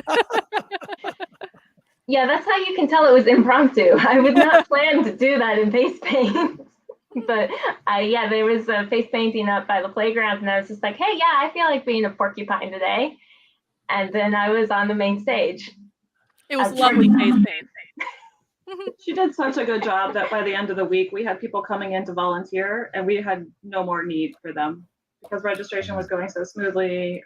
Not to say people shouldn't volunteer for next year, but we got to the point where we're like, you know what, we're good. You can just go enjoy your PORCFEST. Well, I think that. Oh, go ahead. One of the vendors, Liberty Party, so that was Macy and Peter. Peter was already helping with the trash pickup that Dennis had mentioned went really smoothly, but they also put up 5 mugs for their mug club. So that was unlimited coffee and some spiked drinks for Pork Ranger volunteers to help us get some more last minute volunteers for those late night shifts. Yeah, the large volunteer needs are registration and then pork rangers. And I thought it was really interesting, registration filled in and people were a little bit leery about pork rangers. What is that? And then all of a sudden they saw the pork rangers finding lost children and helping out and finding, doing the lost and find and finding the cash and helping a mom with her daughter who lost her bike. And they go, oh, I could do that. So that even filled up, which was really, really good. Thank you both. Constance, you've been such a main staple of. How many PORCFESTs have you been a volunteer now for at? I think that the first one that I volunteered a significant amount of hours was 2018, but I have 4 kids. So before that, they were much younger than they are now. But I did talk my children into volunteering. So my children have actually volunteered at registration as pork rangers as well. So this was, like I said, 2013 was my first, and I think I may have done a couple of volunteer hours here and there over the years, but not as available until the kids were older. Yeah, I started volunteering in 2019, and you were already the OG at registration. I didn't realize that you had only volunteered 1 year before that.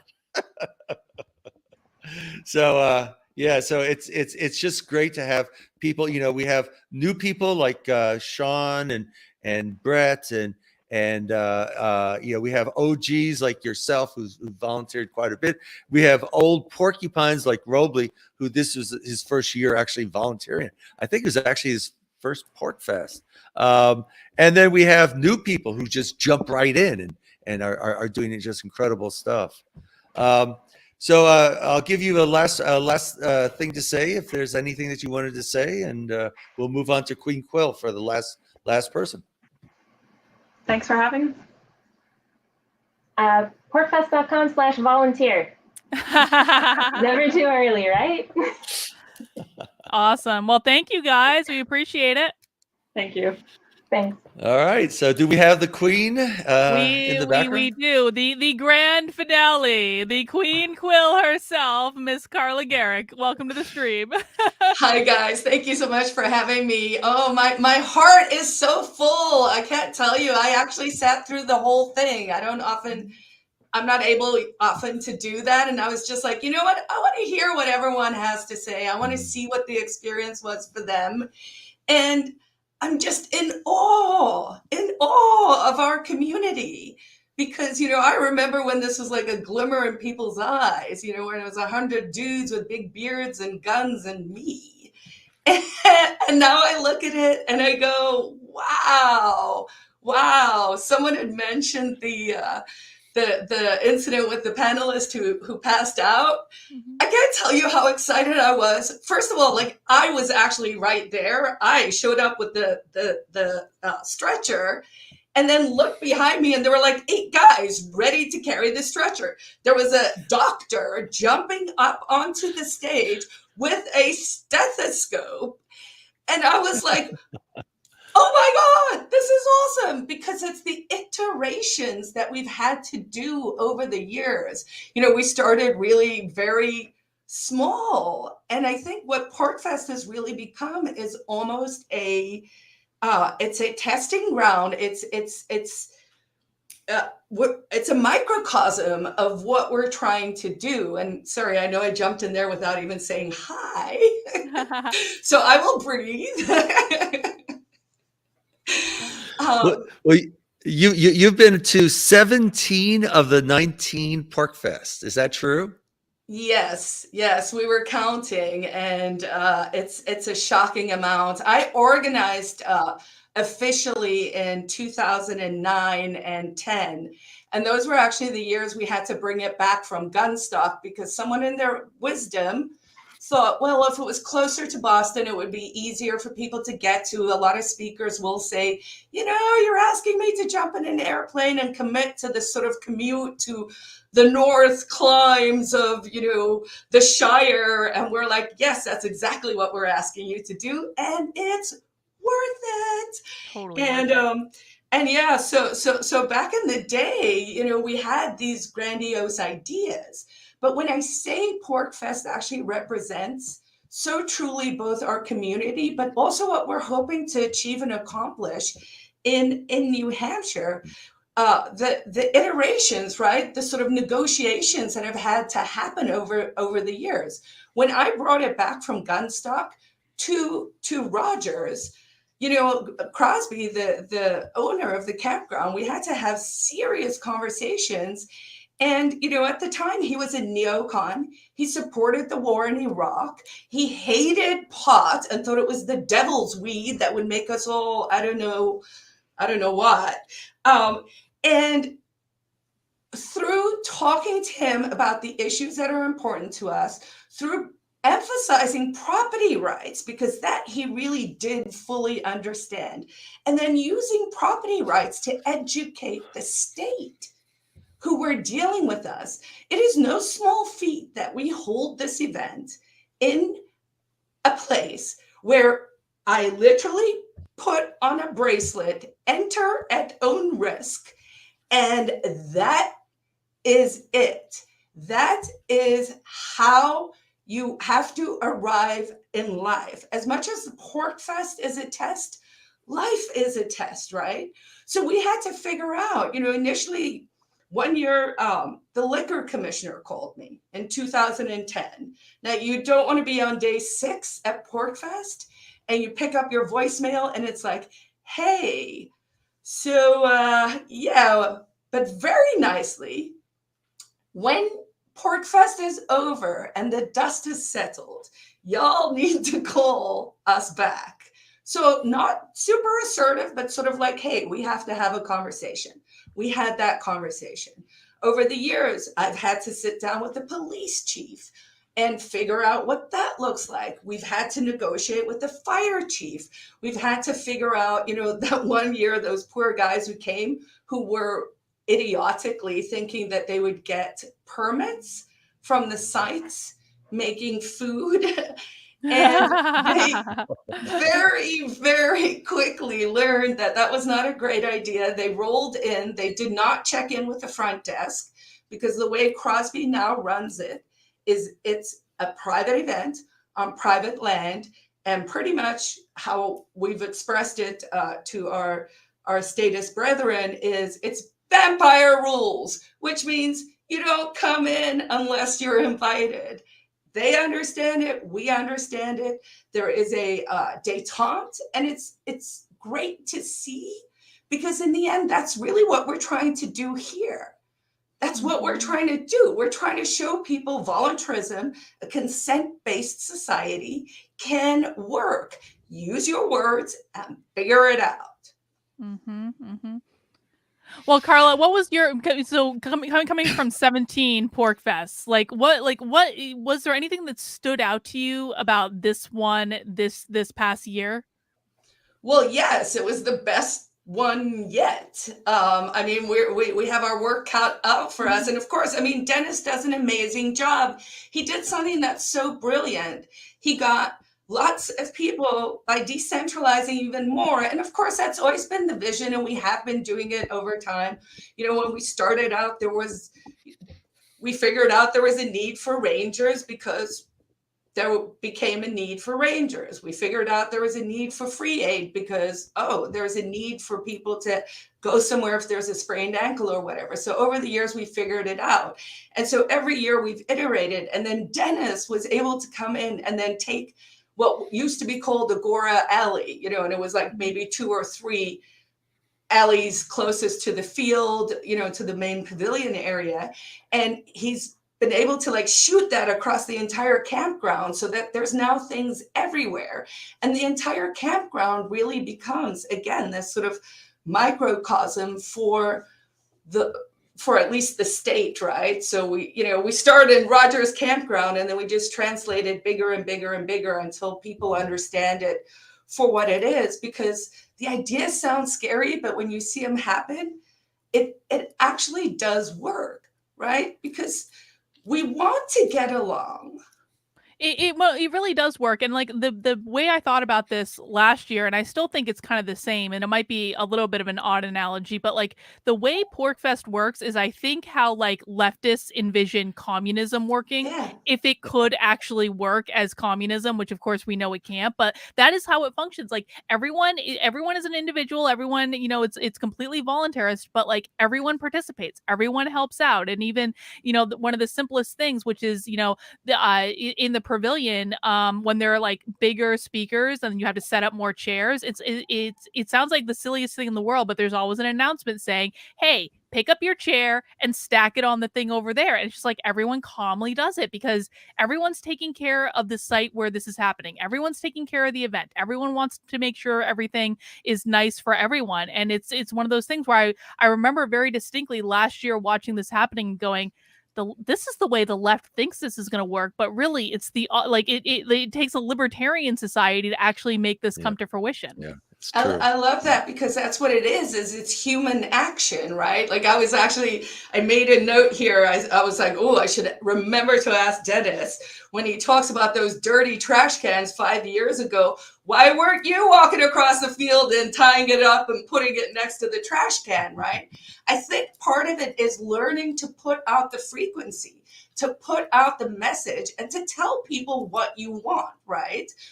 Some of the guests earlier had talked about sort of how it's both a place to sort of lose your boundaries and find your boundaries, right? Because that's truly what freedom is.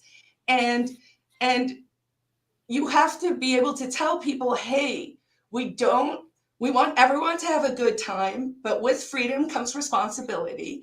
And if you tell people, hey, if you see a full trash can, they're reminded and they're like, oh, I could totally do that, right? Sometimes people just need to hear how they can pitch in. And then from there, people see it and then it informs itself. It really does become this sort of, ecosystem. One person sees it. I mean, we use the words like lead by example, but that's truly what we're trying to do, right? We're each trying to say, hey, we're exemplary here. And if we ask for what we want, then we're going to have all these exemplary people helping each other be more awesome. And that starts with, I don't know, bagging the trash. Yeah. Well, I actually have a question I want to ask the both of you while it's just top of mind for me. So my favorite event probably of the entire PORCFEST this year was Beergasm. And I didn't do Beergasm last year, and I definitely prepared to do Beergasm this year. So Beergasm, for people who are watching, is an event where you show up and you're responsible for bringing six craft beers, and they have to be craft beers, not like, Budweiser, Coors Light, or any of that nonsense, like good beers. And everyone puts their beers out on the table, and then everyone opens the beers and you get to sample all the different beers. And there were like probably over 100 different beers. And I swear, I really think I tried to try all of them because I got extremely drunk at this event, but it was just so great because it was like, so many of the beers were so good. Like one guy brought a sour ale aged in an absinthe barrel, and it was like the best thing I've ever had in my life.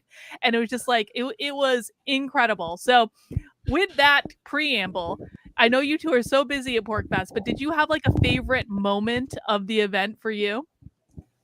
Ooh, that's a good question. I mean, I have one thing sticks out in my mind, but it's just because I made a fool of myself.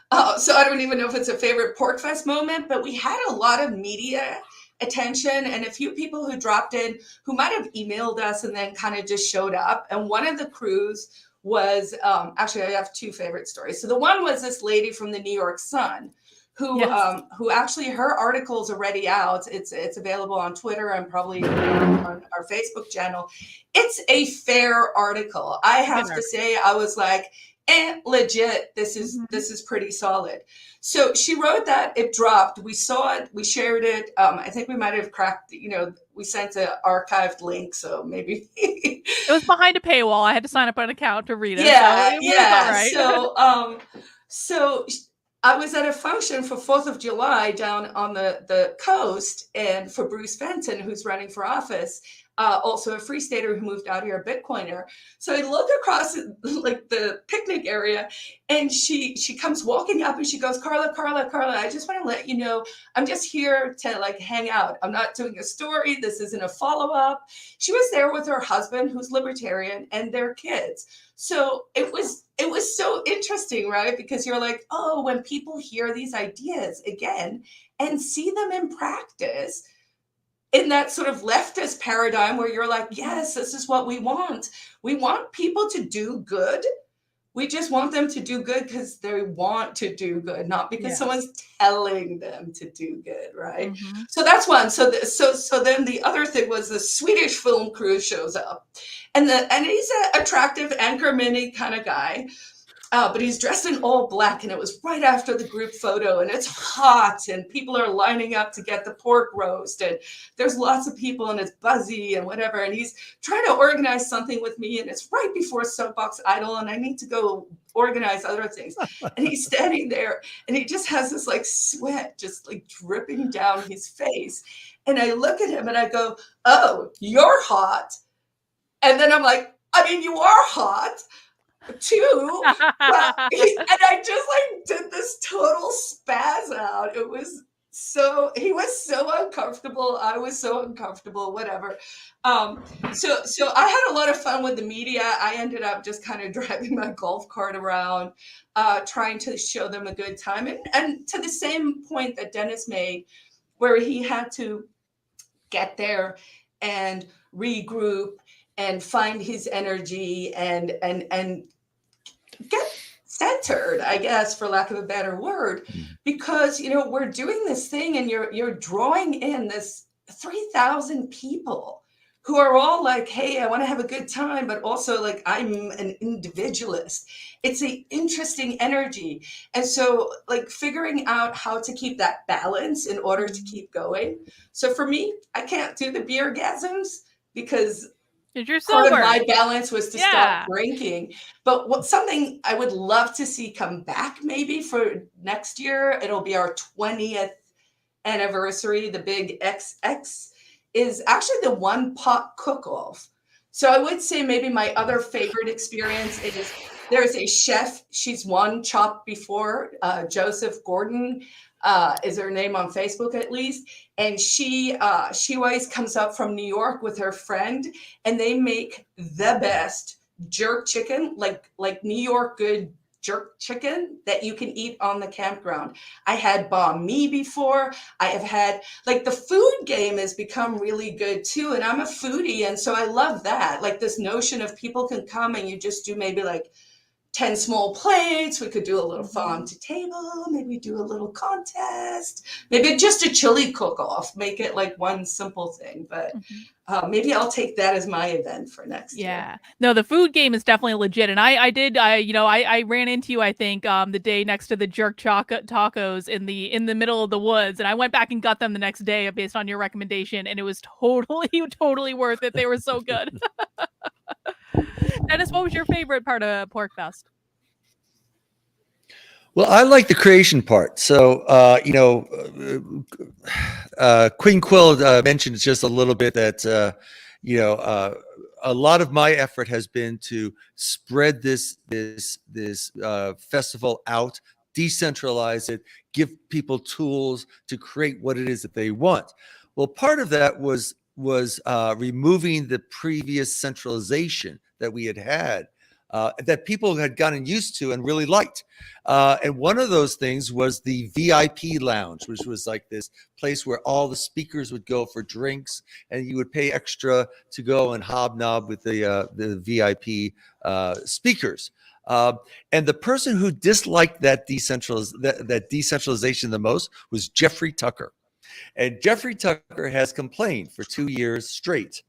Where is the VIP lounge? I want my gin and tonic. Where is, and he's just complaining. And this year he kind of came up and he was like walking around, and finally he, and Jeffrey, I've said hi to him and stuff. And of course I schedule him for things, but we never talk about things. And he kind of came to me and he said, I want to talk to you. And I was like going, you want to talk to me? And Jeffrey's also, by the way, walking around a campground in a 3-piece suit and a bow tie. So you have to get the full image with in the your boater head, hat, the straw boater hat, and the bow tie, and and he goes, yes, I think I finally understand what you're doing here. And so he talks, he goes through this major thing. He says, well, what if I actually created the VIP lounge? I said, that's it, Jeffrey. You got it. If you want it, you can create it. So he's actually gone ahead. One of the people on this call, Robley, has volunteered to be his kind of local person to organize. But he's going to create a hub next year.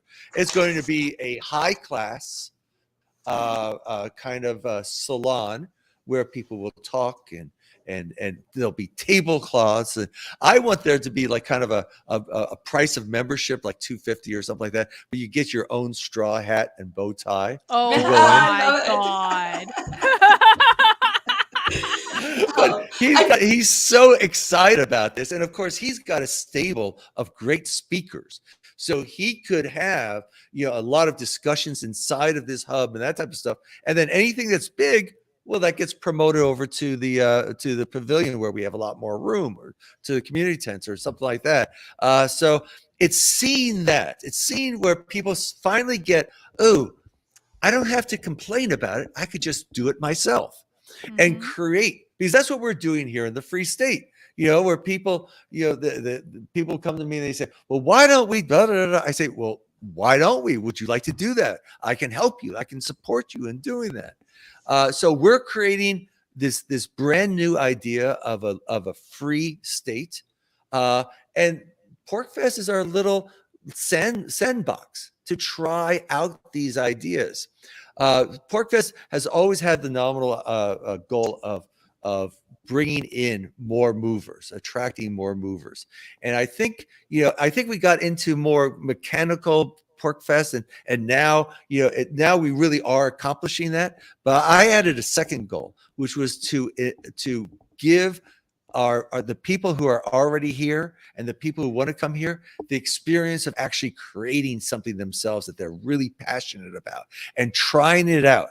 And it's just so powerful because they'll try it out, and all of a sudden, they have 7 people, 12 people, 18 people coming and being really excited about what they're really excited about. And then sometimes those actually spin out of PORCFEST and into the free state. And now we have another organization, another group doing whatever it is. I mean, so many of the things I'm not approving anything. You can do it, please do it. Try it out. Well, it's also a few just of the things providing fail. the opportunity for people to showcase what we're doing here, right? Like there are all these, it was beautiful as people were explaining stuff, be like, oh, this pod school and this charter school and this homeschooling initiative and this person running for office and this thing and the community center and all of it, right? And being able to showcase that. But then also in the same way that when I started Soapbox Idol all those years ago, it was to actually not just feature the fancy featured speakers, but everyone has a voice. That's part of individualism, right? It's that we are the smallest minority, each and every single one of us, right? And we all matter. And so being able to give people the confidence to find their voice and to do that. And so it's showcasing, and then allowing the people who attend as well to go find the people that they have the most in common with, right? It's almost like we're like little, insects flash. I don't know why I'm now flashing my butt with flashy lights, but whatever, you guys work with the metaphor here. It's a bumblebee. What are the lightning bugs? Yes, thank you. Which my dog has taken a fondness to eating, and I'm waiting for her poop to become fluorescent. But that's a separate conversation. Well, I need to interject with this because we didn't really talk about this, but there is like a funny story that I heard. So there is a body freedom village at PORCFEST. There are nudists at PORCFEST, and they have their own area. They're supposed to stay in their own area when their sands close. But they have a naked Olympics, and I didn't see it, but I did hear tell that there was one guy that ran the naked Olympics wearing only his gun. It's a true story. I was like, this is the most PORCFEST I verified that. He was so angry too because I think he was in the lead and he hadn't listened to the instructions correctly, and so he only did one thing, and then he stopped, and then he got it was like no, keep going. And I have one other favorite moment is just because I've been doing it such a long time and because I've been involved in the Liberty community, it's almost at the stage where people come and go, but they come back to, and that's important. And I was up in the parking lot, I was on my way somewhere, and I was sort of in a rush, and I looked across and I recognized the husband. These were actually 2 Liberty activists that were living in different towns. I'd seen them at events. They had eventually met each other. Anyway, they had come in I knew them from Colorado. They're actually in Florida now with their baby, and just got out of the car at PORCFEST. I had no idea they were coming. I literally burst into tears. I was like, oh my God, I can't believe you guys are here. And those moments. So I do want to say for PORCFEST 20, I'm sure that's going to become some kind of meme. Is that like some weird salute or something? I should probably stop doing it. It's a pro wrestling thing. Degeneration X was this. Oh, okay. I'm pretty This is sure. solid. I don't know. Yeah, I think it's okay. I don't think it's racist. You're from South Africa, so you're. It is now officially racist though. Just because we did it. Anyway, PORCFEST 20. I really do want anyone who's ever attended to come back. If you've spoken at PORCFEST, Do not wait for a personal invitation from me. This is it. I mean, I will reach out, but here's the point. Human action. I don't want to pay you to come. I want you to come because it is the best event to show people we walk the talk. We don't just talk the talk. We are walking the talk. Well, speaking of that, oh, sorry, Dennis, go ahead. Well, I actually wanted to emphasize one point that Carla made earlier before, which was how our detractors keep thinking, because they're all authoritarian, they keep thinking that the Free State movement is this top-down thing run by the Free State Project, and it's not. Every single person, save one that you've seen here, is just an attendee who volunteered to help out. And then we have 2,800 others. And how do you stop a movement when you have every single person is organizing something? And Carla's point was well taken.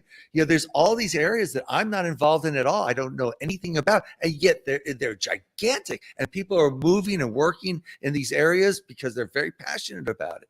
So it's our detractors think, well, all we need to do is stop the Coke money. Well, first of all, we don't get any Coke money, but it's not the Coke money that's driving this. It is so many individuals being really passionate about freedom and saying, I'm not going to just sit at my home and whine that I'm a slave. I'm actually going to move, and I'm going to create liberty in my lifetime with thousands of other people who are doing it as well. And I am joining this movement, and that's unstoppable. Yeah. Well, I will tell you guys, 2020, we're going to be celebrating that.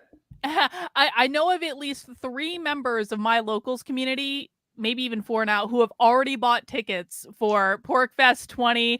And so I want to pull the website up again. And so, guys, if you want to get tickets, they are on sale now at PORCFEST.com. Just go over the ticket thing and, give us your best pitch for why people should pick up their early porcupine tickets for PORCFEST 20. All right, I'll go first. It's definitely going to sell out. It's going to be baller. Dennis told me I don't have to order porta potties anymore. My sole mission can be to get Elon Musk to come to PORCFEST. So that is my job for next year. And I am going to do my friggin' damnedest. And for anyone who's sitting back there going, Carla, I said I was going to get Edward Snowden to trigger. If I triggered the move, I was going to get Edward Snowden. I did. It was the first public appearance he did. He was on over 100 newspapers, front page announcement talking about the Free State Project because it was such a big deal. So I want to get the right kind of people with money involved in what we're doing. This is a wealth building experiment. This is, we know that free markets and freedom create prosperity and peace, and we have to show people that. New Hampshire is going to become this wealth protection state. We're well on the way. We need people who are doing nuclear to sponsor PORCFEST. So if you're a nuclear person, reach out. And everyone should come to PORCFEST because it is going to be history. Dennis, what about you? Well, we sold out last year. We sold out this year. And I guarantee you we are selling out this year, this upcoming year. And the ticket prices, right now they're $75. They will be going up. Ridiculously low. It's a good deal. For the whole week. They will be. It's like $10 a day for PORCFEST. Now you got to pay your camping and where you stay and all of that, but really for what you're getting. And here's a little sweetener. Because you listened all the way to the end of this podcast, only because of that, Liberty Podcast. If you put in the coupon code Liberty Podcast, you can get $10 off. Now that's going to be the lowest price that you can get, and it's only going to go up from here. So I highly recommend that you pick up tickets and that you tell your boss, I love you. I love working at this place. I love living in one of my authoritarian 49 states, but I do need to go to the Free State June. What is it? Carla? June. Oh, I haven't June memorized the 17th? new ones, but it's probably 19 to 25. It's That always the sounds third right. week in June. Yeah, that sounds right. So yeah, So it's always the third I week in June. So secure that whole week. I some of the people talked about, Carlin talked about, actually getting there early. Get there early, meet the people, Worth it. talk to the people, and get into that feeling of people supporting each other, respecting each other as they show up, allowing them to live their life, and they allowing you, and they supporting you. So I really highly recommend that you come. It's going to be awesome. It's going to be so much fun. We'll have a lot more hubs, a lot more events. We had 800 events this year. 800 events, and we're going to have over 1,000. I'm pretty sure that we will have over 1,000 coming up. We had 80 some hubs and 90 hubs, and we'll have well over 100 hubs. So it's just going to be gigantic. And please come. You'll have a good time, and you'll wonder why you hadn't come up until now. And maybe you'll even stay and help us create it. Yep. And every single person I know who has attended PORCFEST will say, I get it now. I wish I had come sooner. So don't And wait. everybody who comes to the Free State and moves here says, I wish I had moved here earlier. It's the truth. It's the truth. Well, I can already tell you guys, we had Jess T saying her and her soon-to-be husband Joe and Lisa and Alex from my locals community, they're already signed up to come next year, and they're threatening me with creating a Carlin cult indoctrination hub where there might be dancing around the fire or something of that. So I guess we're gonna have like an official meetup at PORCFEST next year. I don't know what we're gonna do, but we're gonna we have a whole year to figure it out. Yeah. Well, you could have psychics. You could have knitting. You could have CRT. I tried so hard to get Joshua the psychic to come this year. I tried so hard for months. Joshua, you are coming next year. I'm not giving you a choice. I will fly to Los Angeles and drag your ass to New Hampshire. We will have psychics at my hub next year. Well, I want to thank you guys both for coming on the channel and all the guests who came on and made PORCFEST possible this year. Like I said, it's really not fronting. It is the highlight of my year. I'm already looking forward to next year. It's already on my calendar. And I just think like everyone who can come should come. And even if you get your ticket now, and again, using the promo code, hang on, where is it? There it is. Use the promo code Liberty Podcast, get a little discount. And I'll tell you, if it doesn't work out, if for some reason you have an emergency and your dog gets sick and you just can't do it, you can sell your ticket. There is a robust aftermarket, and you may even make a little bit of a profit because, as Dennis said, it will sell out. So you will be able to set the price for whatever you want to sell that ticket for. But I definitely recommend you guys get tickets. You will not regret it. All right. Any final thoughts? Carlin, I want to thank you for hosting this. I want to thank you for hosting the entire series. It was a boon. I think this is going to be a lot of fun for people to see and really get a better understanding. And I do just want to emphasize, this is our 20th anniversary of the Porcupine Freedom Festival. The Porcupine Freedom Festival is the longest continuous running, thanks to Carla, longest continuous running Liberty Festival. It's the largest that there is. So come out, experience freedom, and consider becoming a porcupine. All right. Carla, any final words? You good? Nope, I'm good. All good. All right, guys. Well, I'm going to take you off the screen. I'm going to chill a little bit. We'll be right back. Thank you again, guys. That is all I have for today. Again, you can head over to porcfest.com for your tickets and use that promo code that Dennis gave us. Hang on. There it is, Liberty Podcast, for a little bit of a discount for as long as he wants to run that discount. As a reminder, tomorrow I will be live at 2 p.m. on my main channel. 2 p.m., not 5 p.m., 2 p.m., because we have an early stream. We're on Joshua time. Joshua, accepts interview requests, he has to astrologically look at the best day and time for those interview requests to make sure it's conducive to everyone. And 2 p.m. tomorrow is the time that he chose. So we're going to have a conversation about what is it like to be a psychic tomorrow. You will get to ask Joshua all of your burning questions about his process and how he's able to work the magic that he does on our weekly show and also with his clients on a regular basis. So that'll be at 2 p.m. And then at 5 p.m., we will be heading over to my main channel, or not, excuse me, my second channel, youtube.com/activelyunwoke, for happy hour on which is our normal Friday happy hour. And I have not picked out the woke training that we're going to watch yet. I'm going to be working on that very diligently in the next couple hours to find a good woke training for us to watch. It's a way to blow off steam, make fun of leftists, have a couple of beers or a martini, or, you know, something that isn't alcoholic. If that's more your speed, that's fine too.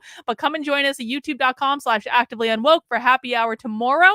And then next week, we've got a couple great streams coming up in the Disenraged series. We've got how do socialists see the world with Spectre on Monday. And then on Wednesday, we're gonna talk with Dan about if Hitler went to hell, and I'm sure I will definitely not get in any trouble, and I will definitely not get canceled on the internet, and I will definitely not get any YouTube strikes or anything like that. That obviously won't happen next week on Wednesday. And then we're gonna have a great stream on Thursday too about from Jennifer about leaving a Christian cult and all sorts of amazing things coming up in the Disenraged series. If you guys have any guests that you would like me to bring on the channel, please leave a comment and let me know. That's all I have for today. Take care, guys, and we'll see